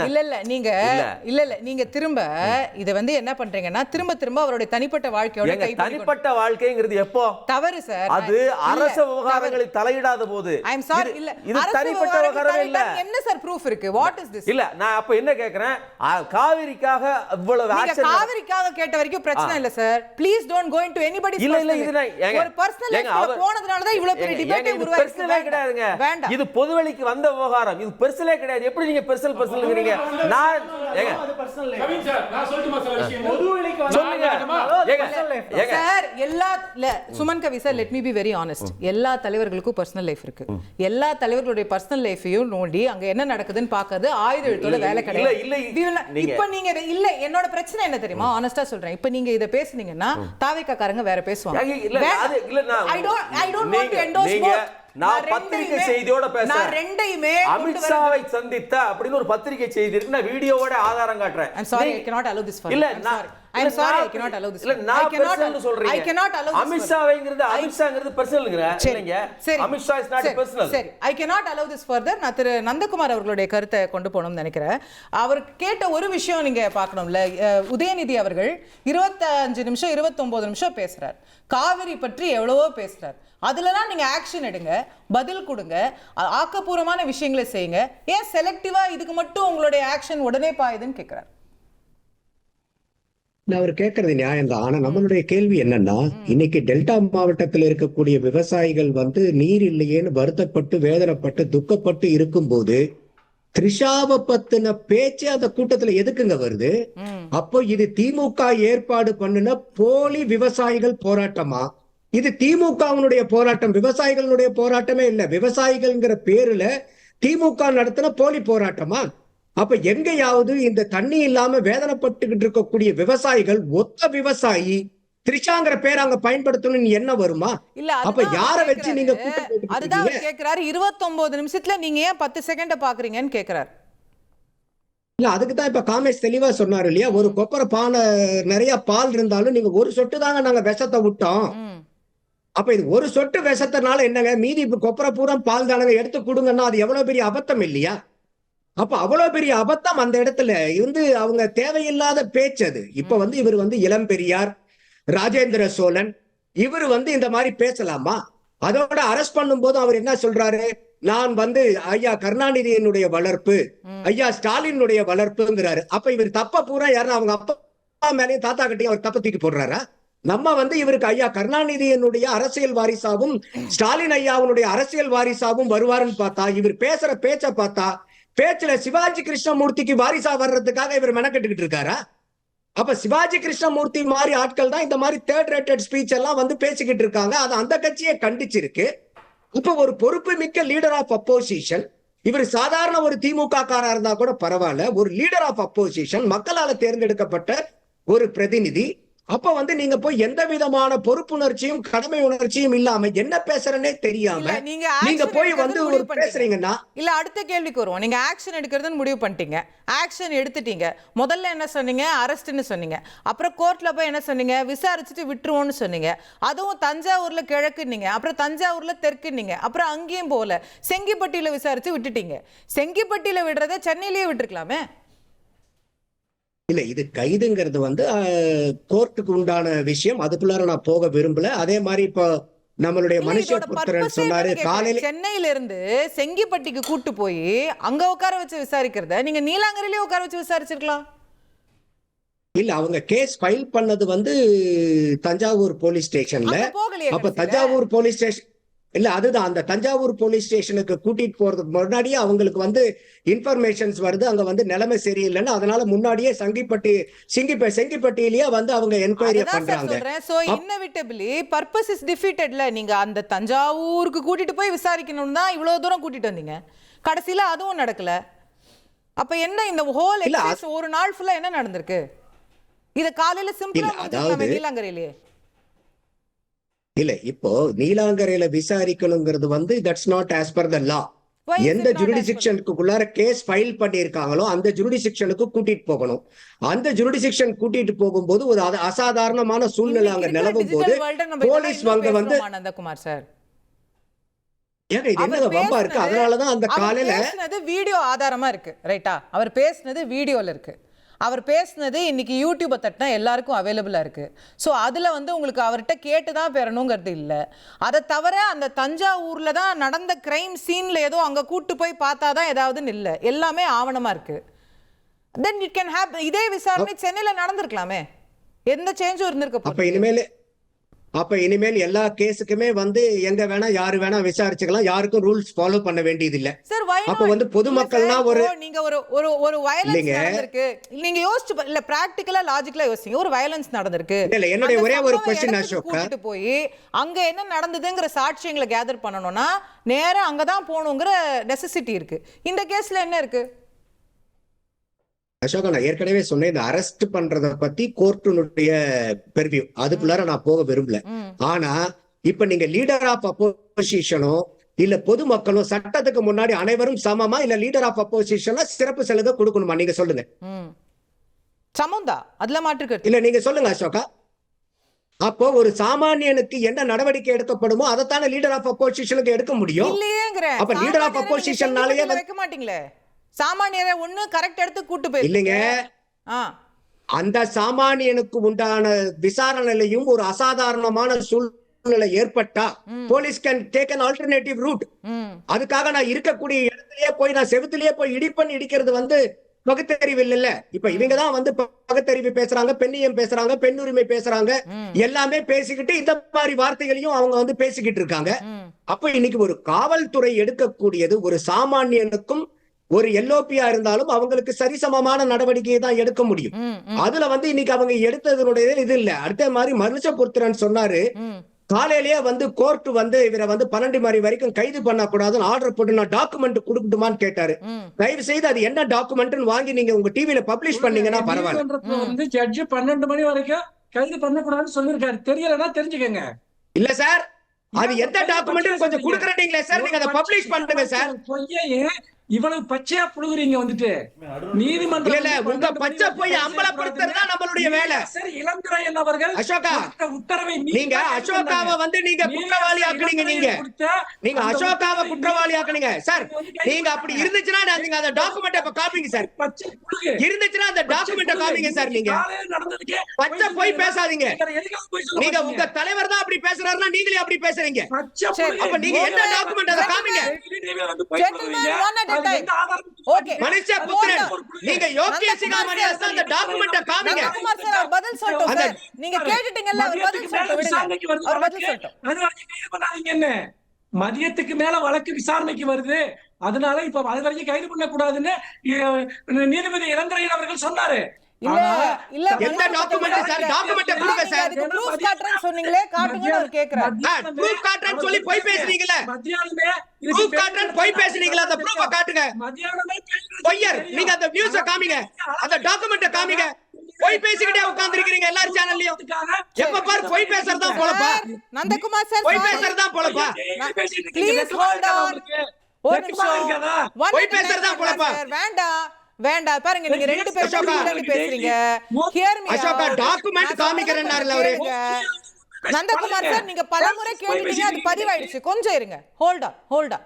ஒன் அட் a டைம் பண்ணலாம். திரு பிரகாஷ் அவர்கள் இன்னும் பேசவே இல்லை. அவர் ரொம்ப நேரமா வெயிட் பண்றாரு. நம்ம அவருக்கு இல்ல, நான் கேக்குற ஒரு டாக்குமெண்ட் குடுக்கறேன்னாரு அசோகா. அந்த டாக்குமெண்ட்ட காமிக்க சொல்லுங்க. அந்த உண்மை விளம்பிய டாக்குமெண்ட்ட காமிக்க சொல்லுங்க. Okay sir, don't get personal. உண்மை விளம்பிய டாக்குமெண்ட்ட காமிக்க சொல்லுங்க. Sorry Nandakumar, sorry. என்னுடைய வழக்கறிஞர் வந்து பாத்தீங்கன்னா கொடுத்திருக்காரு பிரஸ்ல. உண்மை விளம்பிய டாக்குமெண்ட்ட கொடுக்க சொல்லுங்க அசோகா. பிரகாஷ் சார், क्वेश्चन பண்ணுங்க. Okay, thank you. டாக்குமெண்ட்ட காமிக்கிறேன்னாரு. டாக்குமெண்ட்ட கேட்டா ஏன் கொதிக்கிறாரு? அப்ப டாக்குமெண்டே இல்லாம போய் பேசிக்கிட்டு இருக்காரு அவரு. Okay, only Prakash. டாக்குமெண்டே இல்லாம போய் பேசிக்கிட்டு இருக்காரு. Thank you, only Prakash please. only Prakash. திரு பிரகாஷ் கேக்குதா? திரு பிரகாஷ், ஒரு விஷயம் நந்தகுமார் சார் கேக்குறாங்க. ஒரு விஷயம் நந்தகுமார் சார் கேக்குறாங்க. ஒரு சாமானியருக்கு இருக்கக்கூடிய சட்டம் தானே ஒரு முதலமைச்சராக இருந்தாலும் எதிர்க்கட்சி தலைவராக இருந்தாலும் இருக்கணும். அவங்க மேலே ஒரு வழக்கு வந்தால் எப்படி உங்களே என்ன எப்படி விசாரிப்பாங்களோ அந்த மாதிரி அவரையும் கூட்டிட்டு போய் விசாரிக்கிறாங்க. இதுக்கு ஏன் இவ்வளோ பிரச்சனைன்னு கேட்குறாரு. கரெக்ட் அசோகா. சாமானியன் வச்சு என் மேல ஒரு விமன் ஹராஸ்மெண்ட் கேஸ் வருதுன்னு வைங்களேன். என்னால ஒரு பெண்ணு பாதிக்கப்பட்டிருக்கா அப்படின்னா அந்த பாதிக்கப்பட்ட பெண் கம்ப்ளைண்ட் கொடுக்கணும்ல. பாதிக்கப்பட்ட பெண் கம்ப்ளைண்ட் கொடுக்காம என் மேல எப்படி நீங்க விமன் ஹராஸ்மெண்ட் கேஸ் போட முடியும்? ஒண்ணு ரைட்டுங்களா? இதுல வந்து இப்ப பேசினது இருக்கு இல்லையா, த்ரிஷா பத்தி பேசினது அப்படின்ற ஒரு ஆங்கிள் இருக்கு இல்லைங்களா, அந்த ஆங்கிளுக்கு ஒரு விளக்கம் இருக்கு. அவங்க சைட்ல இருந்து கிடைக்கிற விளக்கம், தஞ்சாவூர் சைட்ல இருந்து கிடைக்கிற விளக்கம். அதாவது கூட்டத்தில் இருக்கிறவங்க விவசாயிகள், இப்போ நம்ம கவி பேசினார் இல்லையா, அதே கேள்விதான் அவங்க கேட்கிறாங்க. அதாவது விவசாயிகள் பாதிக்கப்பட்டா குரல் கொடுக்க மாட்டாரு, ஆனா த்ரிஷா பாதிக்கப்பட்டா த்ரிஷா வீட்டுக்கு தண்ணி வரலனா அவர் வந்து குரல் கொடுப்பாரு பாசிவா சொல்றாரு. அது வந்து மைக்ல கேட்ச் பண்ணல. ஆனா அவர் அப்படி சொன்ன உடனே உற்சாகமான உடன்பிறப்புகள் என்ன பண்றாங்க, த்ரிஷா த்ரிஷா த்ரிஷா அப்படின்னு கத்துறாங்க. அப்போ உதயநிதி வந்து அந்த முதல்ல சொன்னவருக்கு தான் பதில் சொல்றாரு. அவங்க வீட்டுக்கு எல்லாம் தண்ணி வராம இருக்காது, அவங்களுக்கு எல்லாம் தண்ணி வந்துடும் அப்படின்னு சொல்றாரு. இதுதான் ஸ்டாலின் வந்து உதயநிதி தப்பாவே பேசல, தப்பான நோக்கத்துல பேசல. அவர் வந்து இருக்கிற விஷயத்த அவருக்கு பேசுன விஷயத்துக்கு பதில் சொல்றாரு. இதான் உதயநிதியும் சொல்றாரு, நான் எந்த விஷயமும் தப்பாவே பேசல, நான் யாரையும் ஹர்ட் பண்ணவே இல்லை, நான் வந்து அவங்க வீட்டுக்கெல்லாம் தண்ணி வரும்னு சொன்னது, த்ரிஷா வீட்டுக்கெல்லாம் தண்ணி வரும்னு சொன்னது, த்ரிஷா வீட்டுக்கு தண்ணி வரலன்னா அவர் கேட்பாரா அப்படின்னு ஒரு கேள்வி வந்து கீழேந்து வந்தது. அதுக்கு தான் நான் வந்து பதில் சொன்னேன் அப்படின்னு தான் உதயநிதியுடைய வெர்ஷனும் இதுதான், ஸ்டாலினோட வெர்ஷனும் இதுதான்.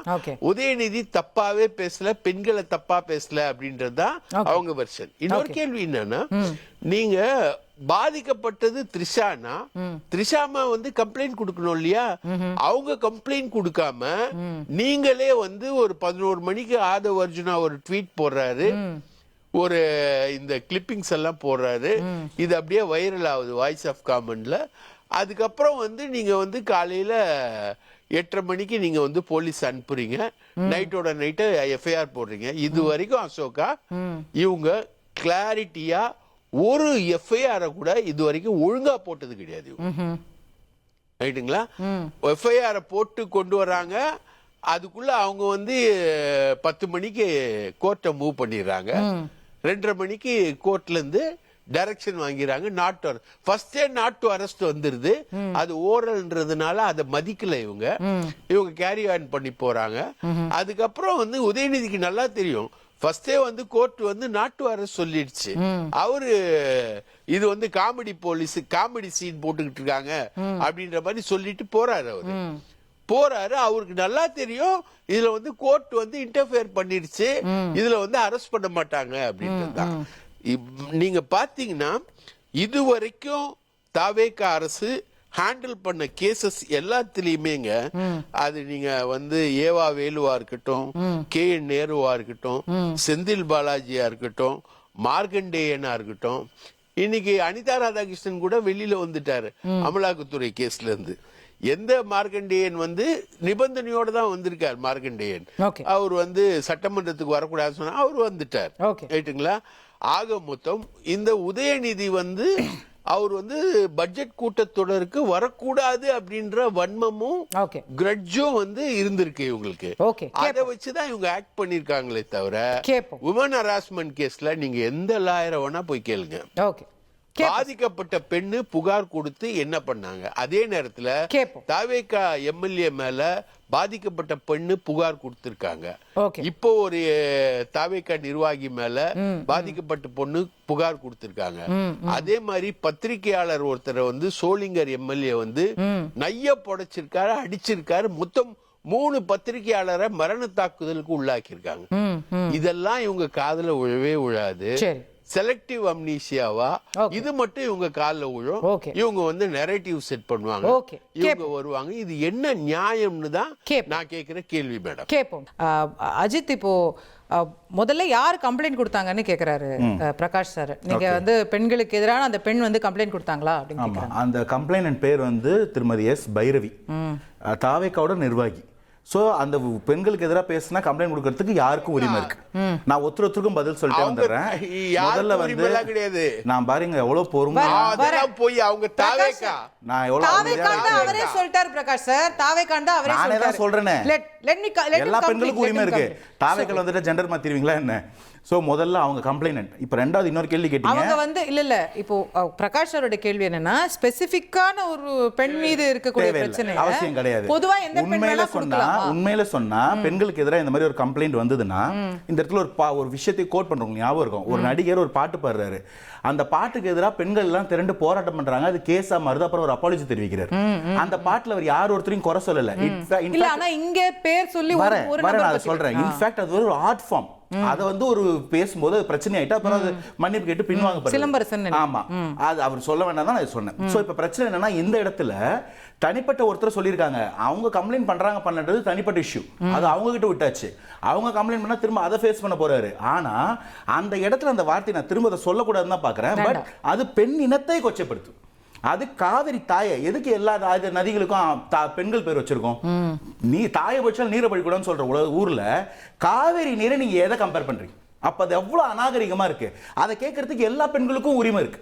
அப்போ அது ரெண்டாவது பாயிண்ட். அப்போ கம்ப்ளைண்ட் பேர் சொல்லியாச்சு, அவங்க தஞ்சாவூர் மாவட்டத்தை சேர்ந்தவங்க சொல்லியாச்சு, கம்ப்ளைண்ட் எந்த முகாந்திரத்தில் கொடுக்கப்பட்டது சொல்லியாச்சு. இப்போ மூணாவது கேள்வி, எதுக்கு நீங்க தஞ்சாவூருக்கு கூட்டு போனீங்க? கிழக்குல ஆக்சுவலி கூட்டிட்டு போக பிளான் பண்ணதே தஞ்சாவூர் தெற்கு போலீஸ் ஸ்டேஷனுக்கு. கம்ப்ளைண்ட் பண்ணது தஞ்சாவூர் ஈஸ்ட் போலீஸ் ஸ்டேஷன்ல, கூட்டிட்டு போனது செங்கிப்பட்டிக்கு. இப்போ ஏன் கேக்குறீங்கல்ல, ஏன்னா அந்த கேஸோட interrogation investigation officer doctor P Vijayakumar IPS south zone DGP, அவருக்கு அந்த டிஸ்ட்ரிக்ட் அவர் கண்ட்ரோல், கம்ப்ளைண்ட் அவர் எடுக்கிறார். இப்ப அந்த கம்ப்ளைண்ட் அவர் எடுக்கும்போது திரு தஞ்சாவூர் டிஸ்ட்ரிக்ட்குள்ள எங்கேயும் விசாரிப்பார். இதுக்கு தஞ்சாவூர்ல இருக்கிற எல்லா போலீஸ் ஸ்டேஷனுக்கு நீலாங்கரையில் வைக்கணுமா என்ன? சோ எல்லா முகாந்திரமும் காவல்துறைக்கு இருக்கு. நீலாங்கரையிலயோ சென்னையிலயோ நாங்க விசாரிக்க வேண்டிய அவசியம் கிடையாது. சுமன் சார் என்ன கேட்கிறாரு, இல்ல மனுஷபுத்திரன்லாம் என்ன கேட்கறாங்கன்னா, நீங்க வந்து ஒரு கமெண்ட் அவர் வந்து பேசிட்டாரு, ஒருத்தரோட பேரை கத்துறாங்க, அப்புறம் ஒரு கமெண்ட்டை பேசிட்டாருன்னு எல்லா பெண்களுக்குமானதுன்னு சொல்லி ஒரு பெண் கம்ப்ளைண்ட் கொடுக்குறாங்க, நாங்க இவ்வளோ விரைவா நடவடிக்கை எடுக்கிறோம்னு சொல்றீங்களே, உங்க தாவேக்கால பெண் நிர்வாகிகள் கம்ப்ளைண்ட் பண்ணதெல்லாம் ஏன் உங்க கண்ணுக்கு தெரியல? ஏன் ஸ்ரீவைகுண்டம் எம்எல்ஏ மேல இன்னும் நடவடிக்கை இல்ல? அதெல்லாம் ஏன் செலக்டிவா இருக்கீங்கன்னு. இதுல எந்த இடத்துலயுமே போலீஸ்ல வந்து ஒரு சொல்லுவாங்க டிரான்ஸ்பரண்ட் மாடல் ஒன்று இருக்கு. முதல்ல நம்ம வந்து இந்த தூத்துக்குடியில் ஞாபகம் இருக்கும், ஒரு பொம்பளை குழந்தைய காணும்னு சொல்லிட்டு 18 மணி நேரம் எஃப்ஐஆர் எடுக்காம ஸ்டேஷன் அலக்கழிச்சு அந்த குழந்தை செத்து போச்சு. அது மாதிரி நீங்க ரெஸ்பாண்ட் பண்ணாமலோ கம்ப்ளைண்ட் எடுக்காமலோ அந்த கேஸையே நீங்க புறந்தள்ளிங்கன்னா ஆபரேஷனல் ப்ராப்ளம். இந்த இடத்துல எந்த கேஸ் ஆனாலும் எடுக்கிறோம், விசாரிக்கிறோம், போலீஸ் நோட்டு போடுறோம், எஃப்ஐஆர் போடுறோம், அதுக்கப்புறம் அதை கோர்ட்டுக்கு அனுப்புறோம். இன்னைக்கு அந்த ப்ரொசீஜர் நடந்திருக்கு. நீங்க சொன்ன எல்லா கேஸ்லயும் இந்த ப்ரொசீஜர் நடந்திருக்கு. எல்லாரும் என்ன நடவடிக்கை அந்த இடத்துல அந்த கேஸ் விசாரிச்சிருப்பாங்க, முகாந்திரம் என்ன எஃப்ஐஆர் போட்டுக்க மாட்டாங்க. இன்னைக்கு முகாந்திரம் இருக்கு, எஃப்ஐஆர் போடுறாங்க. இல்ல அந்த பொண்ணு ஆன் ரெக்கார்ட் பேசிருக்காங்க, இவர் வந்து என்ன மிரட்டினாங்க, அவங்களுக்கு பின்னாடி இவர் இருக்கிறாரு. போன வாரம் இதே மாதிரி இன்னொரு டிஸ்ட்ரிக்ட்ல ஒரு பிரச்சனை வருது, இறங்கி உள்ள விசாரிக்க போனோம்னா அவங்களே கேரக்டர் சரியில்லை. இவங்க இதே மாதிரி சில வருஷத்துக்கு முன்னாடி வேற ஒரு கேஸ்ல நான் சொல்றேன், நான் நடந்தது சொல்றேன், அப்புறம் ஜட்ஜ்மென்ட்க்குள்ள வாங்க, நீங்க அப்புறம் ஜட்ஜ்மென்ட்க்குள்ள வாங்க. இதே வேலை நாங்க பத்திரிகையாளர்கள் எல்லாரும் ஆர்ப்பாட்டம் பண்றோம், கத்துறோம், பத்திரிகையாளர்கள் எல்லாரும் கத்துறோம். சோளிங்கர் எம்எல்ஏ பத்திரிகையாளர்கள் மீது கொலவெறி தாக்குதல் நடத்துறாரு. இதே வந்து நீங்க கிட்னி முறைகேடு வழக்கிலேயோ அந்த கல்குவாரியில போய் ஒரு பத்திரிகையாளர் தாக்குன போது இதே பத்திரிகையாளர்களின் தார்மீகம் எங்க போச்சு? திமுகவும் தாவேகவும் நான் அப்படி சொல்லல, நான் அப்படி சொல்லல, நான் இவங்க விசாரணையே பண்ணல, தாவேகா விசாரிச்சுக்கிட்டு ஒரு கேஸோட எஃப்ஐஆர் டீடைல்ஸும் எந்த கோர்ட்ல இருக்குன்னாக்கா நீங்க போய் விசாரிங்க, விசாரிச்சுக்கிட்டு இருக்காங்க நான் சொல்ல முடியும். இப்போ போற போக்குல மனுஷபுத்திரன் சார் ஒரு வார்த்தையை போட்டாரு, இது வந்து நடந்து ஒரு வாரம் ஆகுது, என்ன விசாரிக்கிறீங்க நீங்க? மனுஷபுத்திரன் சார் ஒரு வார்த்தையை சொன்னாரு, காலைல 12 மணி வரைக்கும் அரெஸ்ட் பண்ண கூடாதுன்னு சொன்னதா எங்கயாவது ரெக்கார்ட காட்ட சொல்லுங்க, என் மேல டிஃபமேஷன் போட சொல்லுங்க. கோர்ட் சொன்னது 12 மணிக்கு விசாரிக்கிறேன், ஓரல் இன்ஸ்ட்ரக்ஷன் இருந்தது. ஓரல் இன்ஸ்ட்ரக்ஷன் எப்படி நீங்க ரெக்கார்ட் பண்ணுவீங்க? அவங்க சொன்னது 12 மணிக்கு விசாரிக்கிறேன்னு சொன்னாங்க, அப்புறம் லஞ்சுக்கு அப்புறம் 2 காலுக்கு விசாரிக்க சொன்னாங்க. அப்படிதான் 12 மணிக்கு முன்னாடி அரெஸ்ட் பண்ண கூடாதுன்னு கோர்ட் சொல்லி இருந்தா அதை பிபி சொல்லிருப்பாரா? பிபி ஆர்டர் கொடுக்கலன்னு சொல்லிட்டு தான் டிஐஜிபி சொல்றாரு. அப்படி இருந்தா நீங்க போலீஸ் பண்ண நீங்க கேஸ் போடுங்க, சார்ஜ் போடுங்க பாப்போம். அப்படி ஒண்ணு கிடையவே கிடையாது. இந்த கேஸை டிஃபமேட் பண்றதுக்கு இப்படி பண்றாங்க. கடைசியா ஒரே ஒரு தார்மீகமான கேள்வி, என்ன சுதந்திர போராட்டத்துக்கு போயிட்டு வராரு, ஒரு அவதூறு பேசிட்டு போலீஸ் ஸ்டேஷன்ல வெளில வராரு, என்ன இது பெருமை? வாயத்திறங்க சிஎம் கேட்க தெரியுது இல்ல, அந்த பிரஸ் மீட்ல போய் பேசுறதுக்கு முகம் இருக்கா? பேச வார்த்தை இருக்கா? அவ்வளவு நல்லவங்க தான் பேச வேண்டியதானே? பேச சொல்லுங்க சார், முதல்ல உங்க லீடர் ஆஃப் அப்போசிஷனா. Okay Suman sir. இல்ல ராணிப்பேட்டை விஜய் ஆனந்த் மேல அவருடைய தாவேக பொறுப்பாளர் விஜய் ஆனந்த் மேல அந்த பெண் கொடுத்த கேஸுங்கிறது சிஎம் செல்லுக்கு கொடுத்தாச்சு, ஐஜி ஆபீஸ்ல கொடுத்தாச்சு, இது சிங்க பெண்கள் படைக்கும் கொடுத்தாச்சு. எல்லாவற்றுக்கும் கொடுத்ததற்கு பிறகுதான் அந்த பெண்ணு மீடியாவுக்கு வந்து தொடர்ந்து புலம்பியிருக்காங்க. இதற்கு மேலும் என்ன, இன்னொன்று அங்கே ராணிப்பேட்டையினுடைய எம்எல்ஏ தாகிரா அவர்கள் கட்ட பஞ்சாயத்து கூப்பிட்டு பேசியிருக்காங்க, இதெல்லாம் ஒன்றும் பிரச்சனை இல்லைம்மா அப்படின்னு சொல்லிட்டு இவ்வளவு நடக்குது. அதாவது கட்சிக்குள்ளேயே பேசி முடிப்பதற்கும் இந்த கேஸை எடுக்காமல் தள்ளி போடுவதற்கு. அப்போ பெண்களுக்கான பாதுகாப்பு அப்படின்னு நீங்க சொல்றதா இருந்தா வேகமாக நீங்கள் முயற்சி எடுத்திருக்கணும். இன்னொன்று, நீங்க நார்காட்டிக்ஸ் விவகாரத்துல நான் வந்து பேப்பர்ல இதை நசுக்குனேன்னு சொல்லி அந்த விவகாரம் பெருசானுச்சு, அதை பற்றி எந்த நடவடிக்கையும் இல்லைங்க. ஏங்க 500 ரூபாய் தாளையும் ஏடிஎம் கார்டையும் வச்சுக்கிட்டு ஏன் மாத்திரை நசுக்க முடியுமா? அதை பேராசிட்டமால் மாத்திரை அதை தக் லைஃப்னு போடுறாங்க. இதுக்கெல்லாம் நடவடிக்கை கிடையாது. இன்னும் கூடுதலாக கரூர் விவகாரம் குறித்து பொதுப்பணித்துறை அமைச்சர் நம்ம ஆதவர்ஜன் என்ன சொல்றாரு, அப்பாவும் மகனும் சேர்ந்துகிட்டு நீங்க வந்து கூட்டத்துக்குள்ள வந்து ஒரு பெரிய கொலை நடத்திட்டீங்கன்னு சொல்லி பகிரங்கமா பேசினாரு. இதுதான் நீங்க என்ன போட்டிருக்காங்க, இரு தரப்புக்கு இடையில் பிரச்சனைகளை உருவாக்குவது, விஷயங்களை திசை திருப்புவது, வயலண்ட உருவாக்குவது, இதெல்லாம் ஆதவர்ஜுனா பேச்சில் இருக்குது, Okay. இவர்களுடைய நடவடிக்கைகள் இருக்கு. இது பற்றிலாம் எந்த நடவடிக்கையும் இல்ல. Okay. ஆனால் இந்த விவகாரத்தில் த்ரிஷாவை பேசிட்டார்னு சொல்லுவது காவிரிக்கு பொங்காமல் த்ரிஷாவுக்கு பொங்குவது நியாயமாங்கிறது என்னுடைய கேள்வி. ஓகே, ரொம்ப சுருக்கமா இல்ல, ஒரே கேள்வி. நீங்க இப்ப வந்து இது தப்பே இல்லைன்ற மாதிரி ஃப்ரேம் பண்றீங்க. ஏதாவது ஒரு கட்சி தலைவர், உங்களோட முன்னாள் கூட்டணி கட்சி தலைவர்கள், இன்னைக்கு கூட இருக்கிற யாரோ ஒரு தலைவர் ஒருத்தர் ஒரு ஸ்டேட்மெண்ட் இவங்களுக்கு ஆதரவா எல்லாருமே அப்ப தப்புன்னு எல்லாருக்கும் தெரியுது. ஆனா எல்லாரும் உங்களோட பிரசன்ட் கூட்டணி கட்சி தலைவர்களும் கைத கண்டிச்சிருக்காங்க. நான் திரும்ப சொல்றேன், கைது தப்பு இல்ல, போலீஸ் நடவடிக்கை, கோர்ட் தப்பு இருந்தா அதை கண்டம் பண்ணும். அந்த அத்தாரிட்டி கோர்ட்ல இருக்கு. ஆனா அந்த இடத்துல இவ்வளவு பேர் ஓட்டு போட்டு போனா கூட தெரியல எனக்கு திமுகக்கு. அவ்வளவு பேர் வந்து நிக்கிறாங்க, யாரும் தெரியல, எவ்வளவு கொடுத்து கூட்டுவாங்கன்னு தெரியல. அப்ப என்ன பாயிண்ட் ப்ரூவ் பண்ண ட்ரை பண்றீங்க? இந்த மாதிரி ஒண்ணு பண்றது என்ன நல்லவங்க ஆக்கிடுவா உங்களை, புனிதராக்கிடுவா? ஏன் இவர் பேசுறது தப்புன்னு சொல்ல? ஒரு நிமிஷம், ஏன் அந்த கோர்ட் தப்புன்னு சொல்ல? ஒரு அமைச்சர் உன்னை லாக்அப்ல ஜட்டியோட உட்கார வச்சு கொலை பண்ணிடுவேன்னு சொல்றாங்க. ஓகே சார், எல்லாரும் எல்லாம் மீறாதீங்க சார். கம்ப்ளைன்ட் கொடுங்க. வேண்டாம், ஆடியோ வந்து ஓகே வேண்டாம். இல்ல உங்க மாஸ்டர் ஆடியோக்கெல்லாம் பதில் சொல்றதுக்கு தாவே காரணங்க. உங்க ஏ எடிட் வீடியோக்கெல்லாம் பேசுறாங்க ஆளுங்க. கம்ப்ளைன்ட் கொடுங்க. நீ பேசுங்கல, டிஃபமேஷன் போடுறோம். அதையும் காப்பாத்துறீங்க. ஜெகதீஸ்வரி சொல்லுங்க. கம்ப்ளைன்ட் கொடுங்க, பேசுவோம். உங்களுக்கு ஏதாவது கிரைசிஸ் இருந்தா கம்ப்ளைன்ட் கொடுங்க. உங்க ஏ எடிட்டுக்கெல்லாம் பதில் சொல்றதுக்கு உட்கார்ந்துட்டு ஆட்சி பண்ணிட்டு நாங்க. ஓகே, மனுஷபுத்திரன். ஆமா ஆமா. இல்ல, இந்த ஏஐ பத்தி அப்புறம் வந்து அவதூறு பத்தி எல்லாம் ஏஐ பத்தி அவதூறு பத்தி எல்லாம் இவங்க பேசுறதா ரொம்ப கேவலமா இருக்கு. ஏன்னா அவதூறு ஃபேக்டரியே இவங்க தான். ஓகே, எதிர்க்கட்சி தலைவர் செய்தியாளர்களை சந்திக்கிறார், பார்க்கலாம்.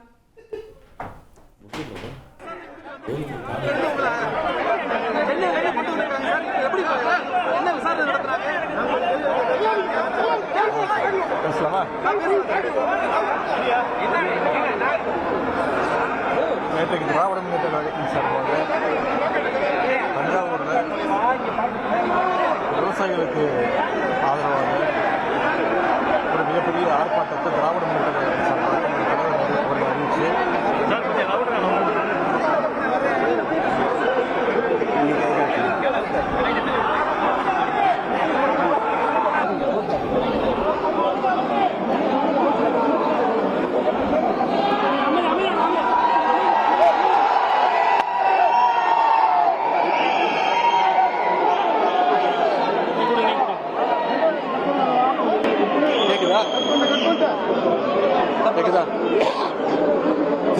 திராவிட முன்னேற்ற கழகத்தின் சார்பாக நேற்று விவசாயிகளுக்கு ஆதரவாக ஒரு மிகப்பெரிய ஆர்ப்பாட்டத்தை நேற்று நடத்தி காட்டினோம்.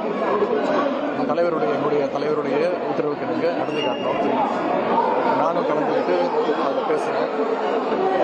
என்னோடு சேர்ந்து எங்களுடைய கூட்டணி கட்சி தலைவர்கள், விவசாய சங்க நிர்வாகிகள், விவசாயிகள், பொதுமக்கள் நிறைய பேர் அதை கலந்துக்கிட்டு சிறப்புரையாற்றினாங்க.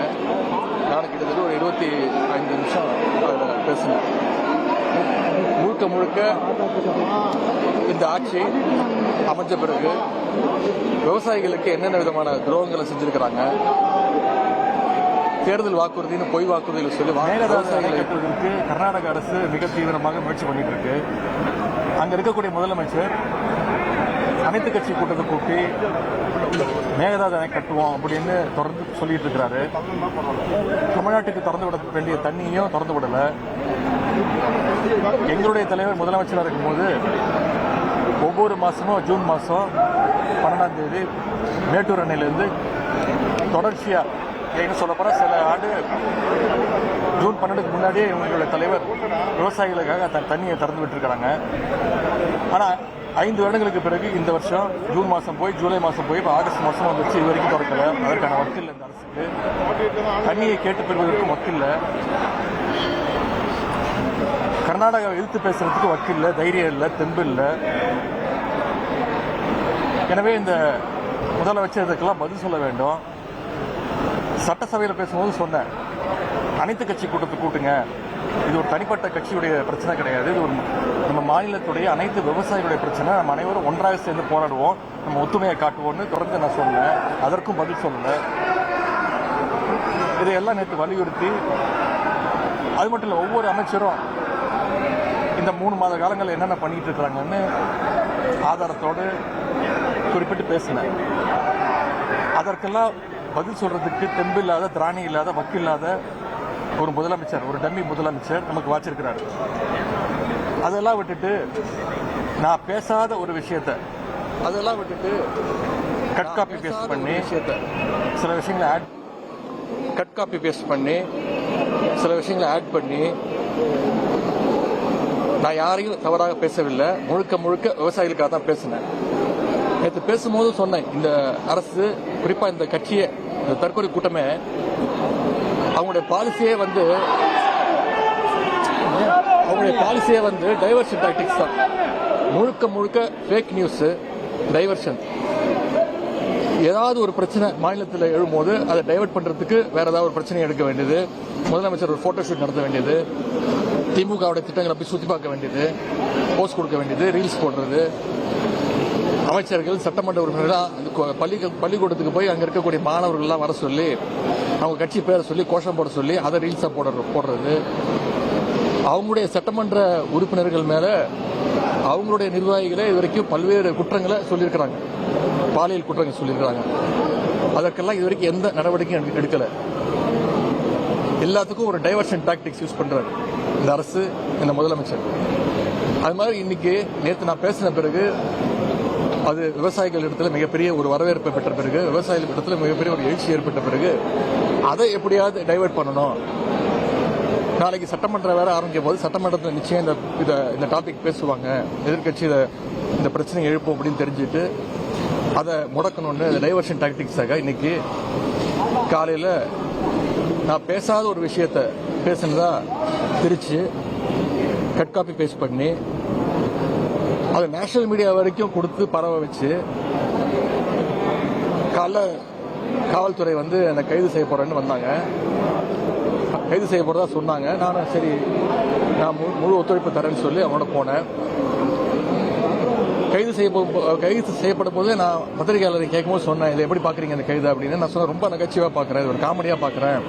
நான் பேசாத ஒரு விஷயத்த பேசினதா கதை விட்டு என்னை கைது செய்ய பாக்குறாங்க, என்னை முடக்க பாக்குறாங்க, என்னை மிரட்ட பாக்குறாங்க. இதுக்கெல்லாம் பயப்படக்கூடிய ஆள் நான் கிடையாது. நான் கலைஞர் பேரன், முத்துவேல் கருணாநிதி ஸ்டாலினுடைய பையன், திராவிட முன்னேற்ற கழகத்துடைய உடன்பிறப்புல ஒருத்தர் நான் இதுக்கெல்லாம் பயப்பட மாட்டோம், நான் ஃபேஸ் பண்றதுக்கு தயாரா இருக்கேன் அப்படின்னு சொன்னேன்.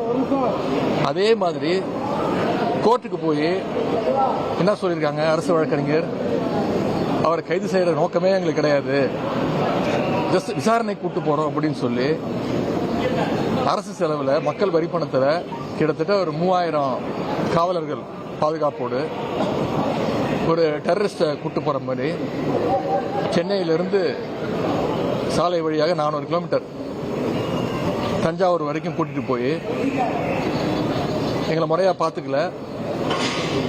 தஞ்சாவூர் கூட்டிட்டு போனோம், ஆனா தஞ்சாவூர் கூட்டிட்டு போகாம நடுவில் செங்கிப்பட்டின்ற ஒரு காவல் நிலையத்தில் இறக்கி அங்க விசாரணைன்ற பேர்ல பல கேள்விகளை கேட்டு இன்னைக்கு அனுப்பிச்சு வச்சிருக்கிறாங்க. இதை நாங்கள் சட்டப்படி நிச்சயமா இதை சந்திப்போம். நான் இந்த நேரத்தில் கூறிக்கொள்ள விரும்புவது, நான் எந்த விதமான ஒரு தவறான எண்ணத்தில் நேற்று பேசவே இல்லை. யாரையும் புண்படுத்தணும், யாரையும் தாழ்த்தி பேசணும், குறிப்பிட்டு சொன்ன பெண்களை தாழ்த்தி பேசணும்னு துளி கூட என்னுடைய மனசுல அது கிடையாது. உடனடியாக பேசி முடிக்கல, துளி கூட அது எண்ணம் கிடையாது. என்னுடைய பெற்றோர், என்னுடைய குடும்பம் என்னை அப்படி வளர்க்கல, என்னுடைய தாய் தந்தை என்னை அப்படி வளர்க்கல. எனக்கு ஒரு திருமணமாகி ஒரு மனைவி இருக்கிறாங்க, அவங்க கூட தான் நான் வாழ்ந்துகிட்டு இருக்கிறேன். எனக்கு ஒரு பெண் குழந்தை இருக்கிறாங்க, எனக்கு ஒரு தங்கை இருக்கிறாங்க, எனக்கு ஒரு குடும்பம் இருக்கின்றது. தமிழ்நாட்டில் இருக்கக்கூடிய ஒவ்வொரு தாய்மாரையும் என்னுடைய குடும்பமாக, என்னுடைய தாயாக, என்னுடைய தங்கையாக நான் அப்படிதான் நான் நினைச்சிட்டு இருக்கிறேன்.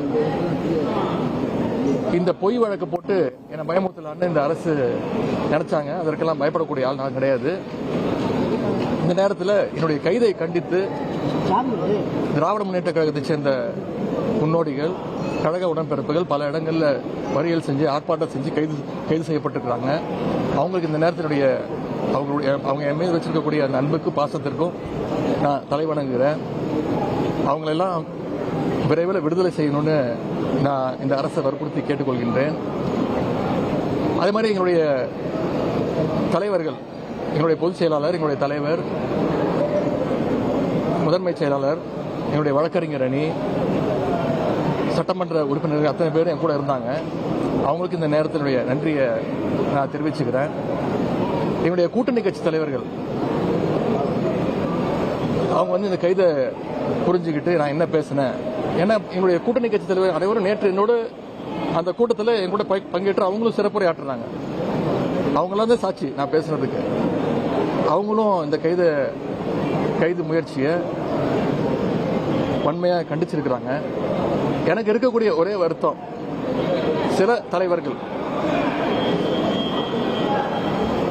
நான் பேசினதை முழுசா கேட்காமலோ பார்க்காமலோ தீர ஆராயாமலோ நான் தவறா பேசிட்டேன் அப்படின்னு கண்டனம் தெரிவிச்சிருக்கிறாங்க. அது எனக்கு கொஞ்சம் வருத்தமா இருக்கு. நான் எந்த நேரத்தில் அந்த மாதிரி தவறான எண்ணத்தில் நான் பேசவே இல்லை. விவசாயிகளுக்கு ஆதரவாக பேசினதுக்காக இந்த தரங்கட்ட அரசு கைது செஞ்சிருக்கிறாங்க. நான் மீண்டும் சொல்றேன், இந்த கைதுக்கு நான் பயப்பட மாட்டேன். இன்னும் 100 முறை பேசுவேன், மீண்டும் பேசுவேன். அதில் சில பேர் சொல்லியிருக்கிறாங்க நான் இரட்டை அர்த்தத்தில் பேசிட்டேன், டபுள் மீனிங்ல பேசிட்டேன் அப்படின்னு சொல்லியிருக்கிறாங்க. நான் நிச்சயமா டபுள் மீனிங்லாம் பேசவே இல்லை. நான் ஒரே மீனிங்ல தான் பேசினேன், சிங்கிள் மீனிங்ல தான் பேசினேன், மீண்டும் பேசுவேன். கடந்த கால ஆட்சிகளில் அரசு எடுத்த முயற்சினால, எங்களுடைய தலைவர் எடுத்த முயற்சினால காவிரியில தண்ணீர் திறந்து விடப்பட்டு விவசாயிகளுக்கு தண்ணீர் வந்திருக்கு. இந்த முறை தண்ணீர் வரல. காவிரிக்கு தண்ணீர் வரணும். இதைத்தான் நான் பேசினேன். இதை மீண்டும் மீண்டும் நான் பேசுவேன். எனவே இந்த மாதிரி பொய் வழக்குகளுக்கெல்லாம் பயப்பட போறதில்ல. இது சட்ட ரீதியா சந்திக்க நான் தயாராக இருக்கின்றேன். ஆட்சி எப்படி பாக்குறீங்க சார் நீங்க? ஏன்னா நான் ஒரு ஆட்சியாவே நான் பாக்கலங்க. இது வந்து ஒரு சர்க்கஸ் கூடார மாதிரி நான் பாக்குறேன். ஒரு காரணம் என்ன சார்? பயமுத்தணும், டைவர்ஷன் தான், வேற ஒன்றும் கிடையாது. திமுக சட்டமன்ற உறுப்பினர்களை பார்த்தா அவங்களுக்கு கைது செய்ய தோணும். அதிமுக சட்டமன்ற உறுப்பினரை பார்த்தா எப்படியாவது அவங்கள சோஃபா அனுப்பிச்சு பர்ச்சேஸ் பண்ணணும்னு இந்த அரசு முயற்சிக்குது. 2.5 மாத காலத்துல வந்து பலரையும் வந்து திமுக சேர்ந்த சட்டமன்ற உறுப்பினர் இருக்கட்டும், இப்ப எதிர்க்கட்சி தலைவரையே வந்து கைது செய்யும் நடவடிக்கையில இந்த அரசு ஈடுபட்டிருக்கு. வரக்கூடிய காலங்களில் உங்களை எப்படி நீங்க வந்து அணுக போறீங்க, என்ன செய்ய போறீங்க? இந்த முதலமைச்சருக்கு திமுகவோட வரலாறு தெரியல, தமிழ்நாட்டுடைய வரலாறு தெரியல, தெரியாம இதெல்லாம் பண்ணிட்டு இருக்கிறாரு. மக்கள் இதெல்லாம் பார்த்துட்டு இருக்கிறாங்க. நிச்சயம் மக்கள் இதற்கான பதில தர வேண்டிய நேரத்தில் நிச்சயம் தருவாங்க. முடிச்சுட்டு நாங்கள் சட்டமன்ற உறுப்பினர் அத்தனை பேரும், முக்கிய தலைவர்கள், மூத்த தலைவர்கள் அத்தனை பேரும் எங்களுடைய தலைவரை பார்க்க தலைவருடைய இல்லத்துக்கு செல்கிறோம். தலைவர் வந்து எங்களுக்கு தகுந்த அறிவுரையை கூறுவார். நன்றி.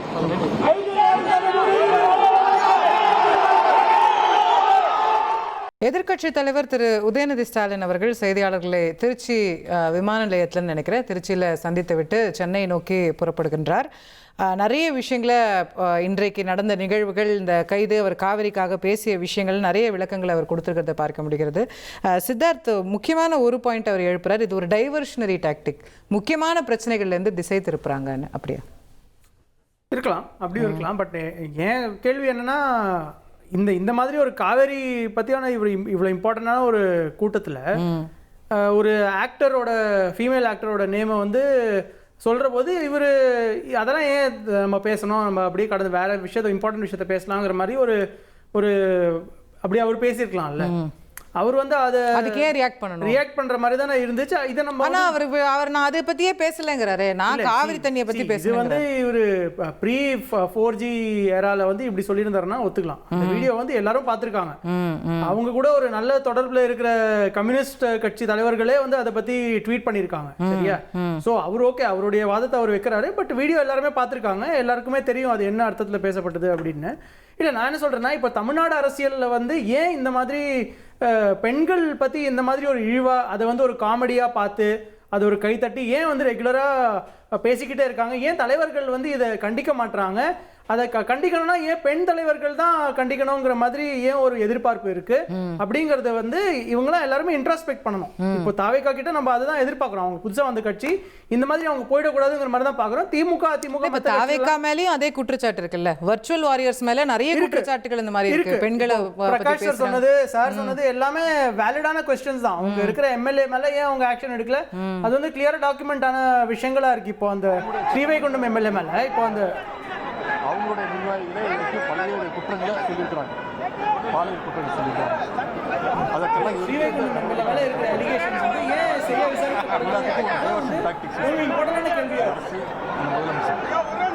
நாம இன்னைக்கு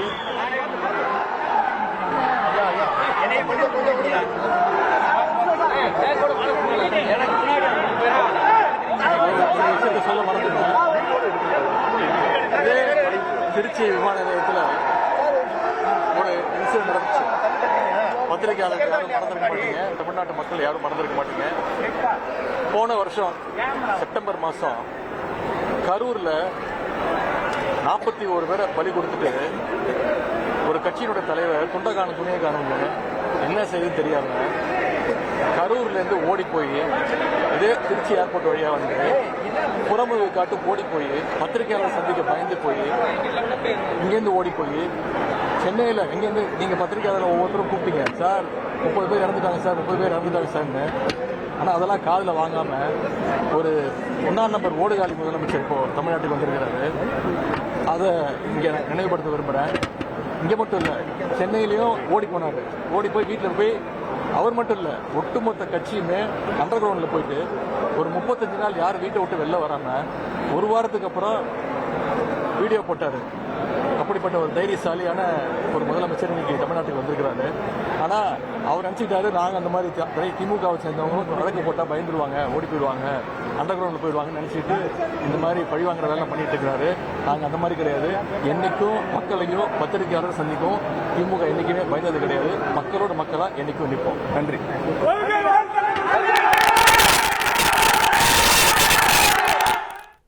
ஓகே, எதிர்க்கட்சி தலைவர் மீண்டும் செய்தியாளர்களை சந்தித்து முக்கியமான சில பாயிண்ட்ஸை கிளாரிஃபை பண்ணிட்டு போயிருக்காருன்னு பார்க்குறோம். சித்தார்த், எஸ், நீங்கள் சொல்லிட்டு இருந்ததே அவரும் சொன்னார் நடுவில். கரெக்ட் தான்.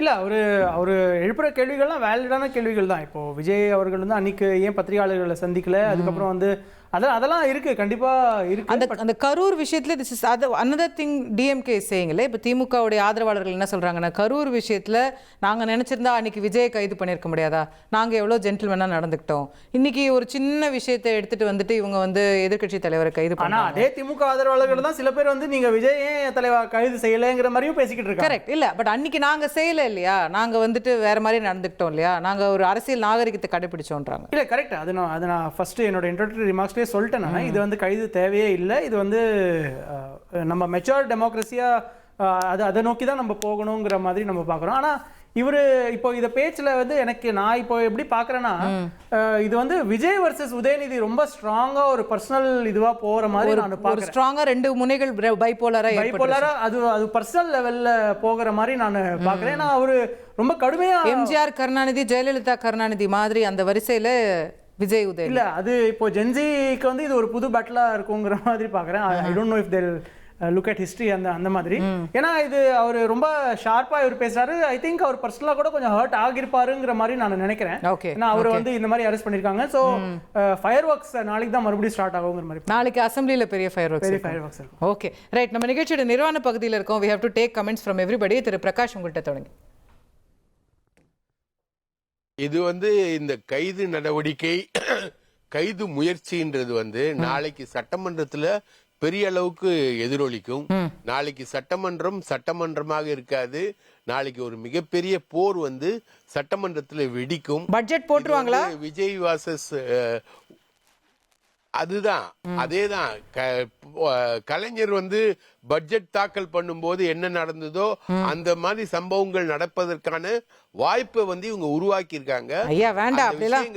நடக்க வேண்டாம், ரொம்ப சீரியஸா முன்னெடுக்கும் அப்படின்னு நினைக்கிறேன். Okay, right. தேங்க்யூ திரு நந்தகுமார். நான் நினைக்கிறேன் நந்தகுமார், நிறைவான கருத்து சார். இல்ல, இப்ப பிரகாஷ் வந்து அவருடைய ஆசைகளை சொல்லிக்கிட்டு இருக்காரு. சட்டசபைக்குள்ளாரெல்லாம் அவ்வளவு சுலபமா யாரும் அந்த மாதிரிலாம் பண்ணிட முடியாது.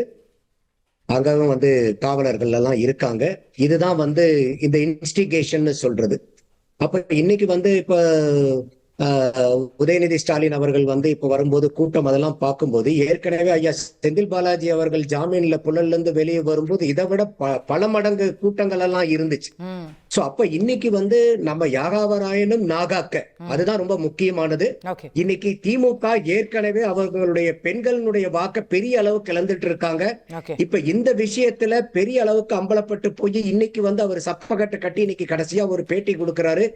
இதே மாதிரி இவங்க வந்து பெண்களை வந்து அசிங்கப்படுத்திக்கிட்டே இருந்தாங்கன்னா இருக்கக்கூடிய கொஞ்ச நெஞ்ச மகளிர் வாக்கியம் இழந்துருவாங்க. ஓகே, அதுதான் வந்து இவங்க ரொம்ப புரிஞ்சுக்கணும். லீடர் ஆஃப் அப்போசிஷனுக்குன்னு ஒரு கடமை உணர்ச்சி இருக்கு, கட்சி சார்பாகவும் அதே மாதிரி வந்து பொதுமக்கள் சார்பாகவும். ஓகே, அந்த பொறுப்புணர்ச்சியும் கடமை உணர்ச்சியும் புரிஞ்சுகிட்டு ஒரு நாகரீகமான ஓகே. ஆரோக்கியமான அரசியலை பண்ணினாருனாக்கா கட்டாயம் தமிழகத்துக்கும் நல்லது, திமுகவுக்கும் நல்லது, அவருக்கும் நல்லது. தேங்க்யூ திரு சுமன் கவி. இல்லை, தாவேக்கா குடும்பத்தில் உள்ள பெண்களுக்கும் அல்லது வெளியில் கட்சியில் உள்ள பெண்களுக்கும் பாதுகாப்பானதாக இருக்குது என்பதை என்னால் ஒத்துக்கொள்ள முடியாது. அவர்களுக்கு அதில் அக்கறை இருப்பதாக எனக்கு துளியளவுக்கும் நம்பிக்கை இல்லை. குறிப்பிட்ட சிலர் மீது மட்டும் அவர்களுக்கு அக்கறை அதிகமாக வருகிறது. ஒருவேளை அவர்கள் மீது அக்கறை வந்திருந்தால் ஏற்கனவே பாஜகவை சேர்ந்த நயினார் நாகேந்திரன் அவர்கள் செய்ததற்கு எதிர்வினை ஆற்றியிருக்கலாம். அந்நேரத்தில் ஒரு எதிர்வினை வார்த்தையால் கூட எதிர்வினை ஆற்றாத ஒருவர் இன்னைக்கும் வந்து உதயநிதி வந்து பேசும்போது சொன்னார், பாஜக என்கிற ஒரு வார்த்தையை கூட சொல்லி பாருங்கள் என்று.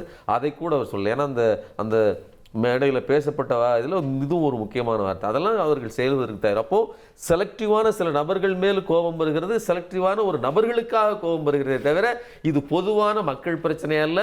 பொதுமக்களின் பிரச்சனை என்பது காவிரி தான், நடிகை அல்ல. காவிரி பிரச்சனைக்காக பொங்காத அரசு நடிகைக்காக பொங்குறது என்றால் இது யாருக்கான அரசு என்பதை நாம் புரிந்து கொள்ள வேண்டும். இப்போ பேசும்போது வந்து ஒரு டீட்டெயிலாக ஒரு டேட்டா ஒன்று கொடுத்தாரு. நாங்கள் 5 வருஷம் இருக்கும்போது காவிரியை சண்டை போட்டு பெற்று கொடுத்தோம். அதெல்லாம் கிடையவே கிடையாது. அது ஜூன் 12 ஆட்டோமேட்டிக்காக அங்கே நம்மளோட இயற்கை கொடுத்துச்சு. அப்படி பார்த்தீங்கன்னா கூட ஜூலை 28 2024 தள்ளி வந்துச்சு. ஒரு 1.5 மாதம் கழிச்சு மே 2024 2022 வந்துருச்சு, மே 24. ஆக மொத்தம் இவங்க வாங்கி கொடுக்கல, அதுவாக வந்தது தான்.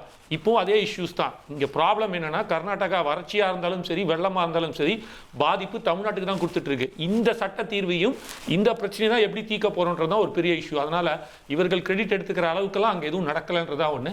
இதெல்லாம் தாண்டி பல கோடி இளைஞர்கள் வந்து ஒரு 2 தலைவர்களை பெருந்தலைவராக பார்த்து கொண்டு இருக்கிறார்கள். இப்போ இருக்கிற நியூ ஜென்ரேஷன்ஸ் அதை உணர்ந்து ஏன்னா இவர் தான் அடுத்த தலைவர்ன்றது எல்லாருக்கும் தெரியும், திமுக தெரிஞ்சிச்சு. ஸோ அதனால இவர் அதை உணர்ந்து தெளிவாக அவர்கள் கோடான கோடி தொண்டர்களை வழி நடத்தினா இன்னும் பெட்டரா இருக்கும்ன்றதான் எங்களோட இதுவாக. திரு மணிஷபுத்திரன், திமுக பெண்களுடைய வாக்கை இழக்க வேண்டாம்னு ரொம்ப அட்வைஸ் பண்ணாரு. பாலியல் குற்றவாளிகளை வந்து காப்பாத்துற வேலையை வந்து விஜய் அவர்கள் கைவிடணும், வந்துட்டு அந்த அரசு கைவிடணும். அப்பதான் வந்துட்டு அவங்க பெண்களுடைய வாக்கை வந்து காப்பாற்ற முடியும். அப்புறம் வந்து காவிரி நடுவர் மன்றம் ஆரம்பிச்சதுல இருந்து திமுகவும் தலைவர் கலைஞர் அவர்களும் என்னென்ன விஷயங்களை தமிழ்நாட்டுக்கு பண்ணியிருக்காங்கிறது வரலாறு தெரிஞ்சவங்களுக்கு தெரியும். இவங்களுக்கு தெரிய வாய்ப்பு இல்லை. நிறைவா ஒன்னே ஒண்ணு சொல்றேன், இங்க எல்லாம் சேர்ந்துக்கிட்டு வந்து இன்னைக்கு காலையில நீதிபதி வந்து அப்படி ஒரு உத்தரவை 12 மணி வரைக்கும் எடுக்க வேணாம்னு சொல்லவே இல்லை அப்படின்னு சாதிச்சாங்க. உங்கள் தந்தி டிவி இணையதளத்தில் போய் பாருங்கள். நீதிபதி அவர்கள் 12 மணி, அதாவது 12 மணி வரைக்கும் எந்த மேல் நடவடிக்கையும் எடுக்க வேண்டாம் என்று பப்ளிக் ப்ராசிக்யூட்டரிடம் கூறி இதை காவல்துறையிடம் தெரிவியுங்கள் என்று சொன்னதை நீங்கள் தான் வெளியிட்டிருக்கிறீர்கள். அதை படித்துத்தான் நானும் சொல்கிறேன். உங்களுடைய ஒரு நிறுவனம் வெளியிட்ட செய்தியையே நீங்களே மறுத்தால் நான் ஒன்றும் செய்ய முடியாது. இது உங்கள் ஊடகத்தில் மட்டுமல்ல, எல்லா ஊடகங்களிலும் அந்த செய்தி பதிவாகி இருக்கிறது. இவ்வளவு வெளிப்படையான ஒன்றையே மறுத்து இங்கே வந்திருந்த விருந்தினர்கள் இங்கு பொய் பேசுகிறார்கள் என்றால் தமிழ்நாட்டை பற்றி என்னென்னலாம் பொய் பேசுவார்கள் என்பதற்கு இதைவிட உதாரணம் வேறு எதுவுமே வேண்டியதில்லை. இந்த பிரச்சனையை, காவிரி பிரச்சனையை திசை திருப்புவதற்காக, காவிரி பிரச்சனையை விவாத களத்திலிருந்து திசை திருப்ப வேண்டும் என்பதற்காக திட்டமிட்டு தாவேகா நடத்திய நாடகம் இது. அதன் மூலமாக இன்றைக்கு காவிரி பிரச்சனையை பற்றி நாம் பேசாமல் மற்ற இந்த கைது விஷயத்தை பற்றி பேசுவதன் மூலமாக திசை திருப்புகிற ஒரு மிகப்பெரிய கேவலமான நாடகத்தை இந்த அரசு நடத்தி இருக்கிறது. ஓகே, தேங்க்யூ திரு மணிஷபுத்திரன். அஜித், ஆக்சுவலி இவங்க இப்போ பேசும்போது கலைஞர் நிறைய சாதனை பண்ணான்னு சொன்னாங்க. ஆமாம், ரொம்ப நிறைய பண்ணியிருக்காரு. காவிரிக்கு 3 டேமை கர்நாடகா கட்டும்போது இங்கே கேஸ் போடாமல் அதை விட்ரா பண்ணிவிட்டு 1969 இருந்து 1986 வரைக்கும் கை கட்டி வாய்ப்பொத்தி பேசாமல் இருந்தது தான் சாதனை. அன்னைக்கு அங்கே அவங்க 3 அணை கட்டினதுனால தான் அந்த இடத்துலேருந்து கேஆர்எஸ்க்கு வர தண்ணி குறைஞ்சி இன்னைக்கு கேஆர்எஸ்லாம் தண்ணி தமிழ்நாட்டுக்கு வருமானு காத்துக்கிட்டு இருக்கோம்.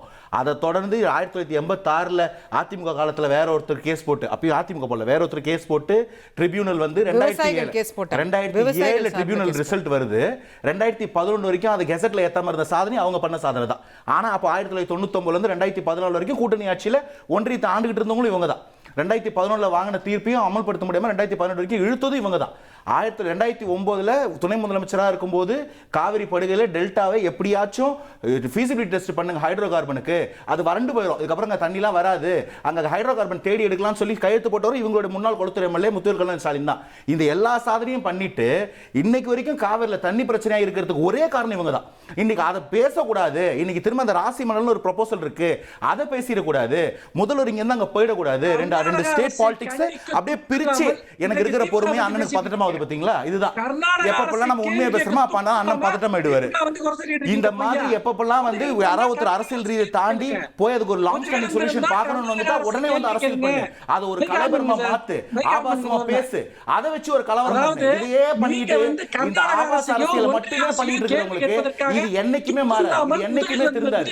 இத்தனை நாள்ல எத்தனை டேம் கட்டிருக்கீங்க, எத்தனை டேம் கட்டிருக்கீங்க சார் சொல்லுங்க சார், நீங்க எத்தனை டேம் கட்டிங்க சொல்லுங்க, காவிரியில் எத்தனை டேம் கட்டிங்க சொல்லுங்க சார், கலைஞர் அவர்களே சொல்லுங்க, கலைஞர் கட்டினா சொல்றீங்க சொல்லுங்க, நீங்க என்ன பண்ணிருக்கீங்க தமிழ்நாட்டுக்கு? தமிழ்நாட்டுல உங்களால ஒரு அத்திக்கடை அவிநாசி கூட தொட முடியல. யாரோ ஐயா செங்கோட்டை திட்டத்துக்கு ரிப்பன் கட் பண்ணி ஓபன் பண்ணி வச்சிருக்கீங்க, ஒரு ஒரு இடத்துல தண்ணி வந்து தமிழ்நாடு தண்ணி இல்லாத மாநிலமா மாத்தி வச்சது உங்களோட சாதனை. ராசிமலை பத்தி பேசிருப்பீங்களா உங்க காலகட்டத்துல?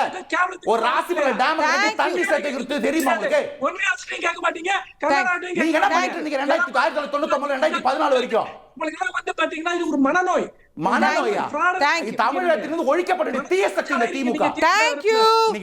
கூட ஒரு திமுக வரல எல்லாம். நன்றி. நிகழ்ச்சியை நிறைவு செய்கின்றோம். பங்கேற்று கருத்து தெரிவித்த அனைத்து விருந்தினர்களுக்கும் நன்றி, பார்த்தவங்களுக்கும் நன்றி நேயர்களே. வணக்கம்.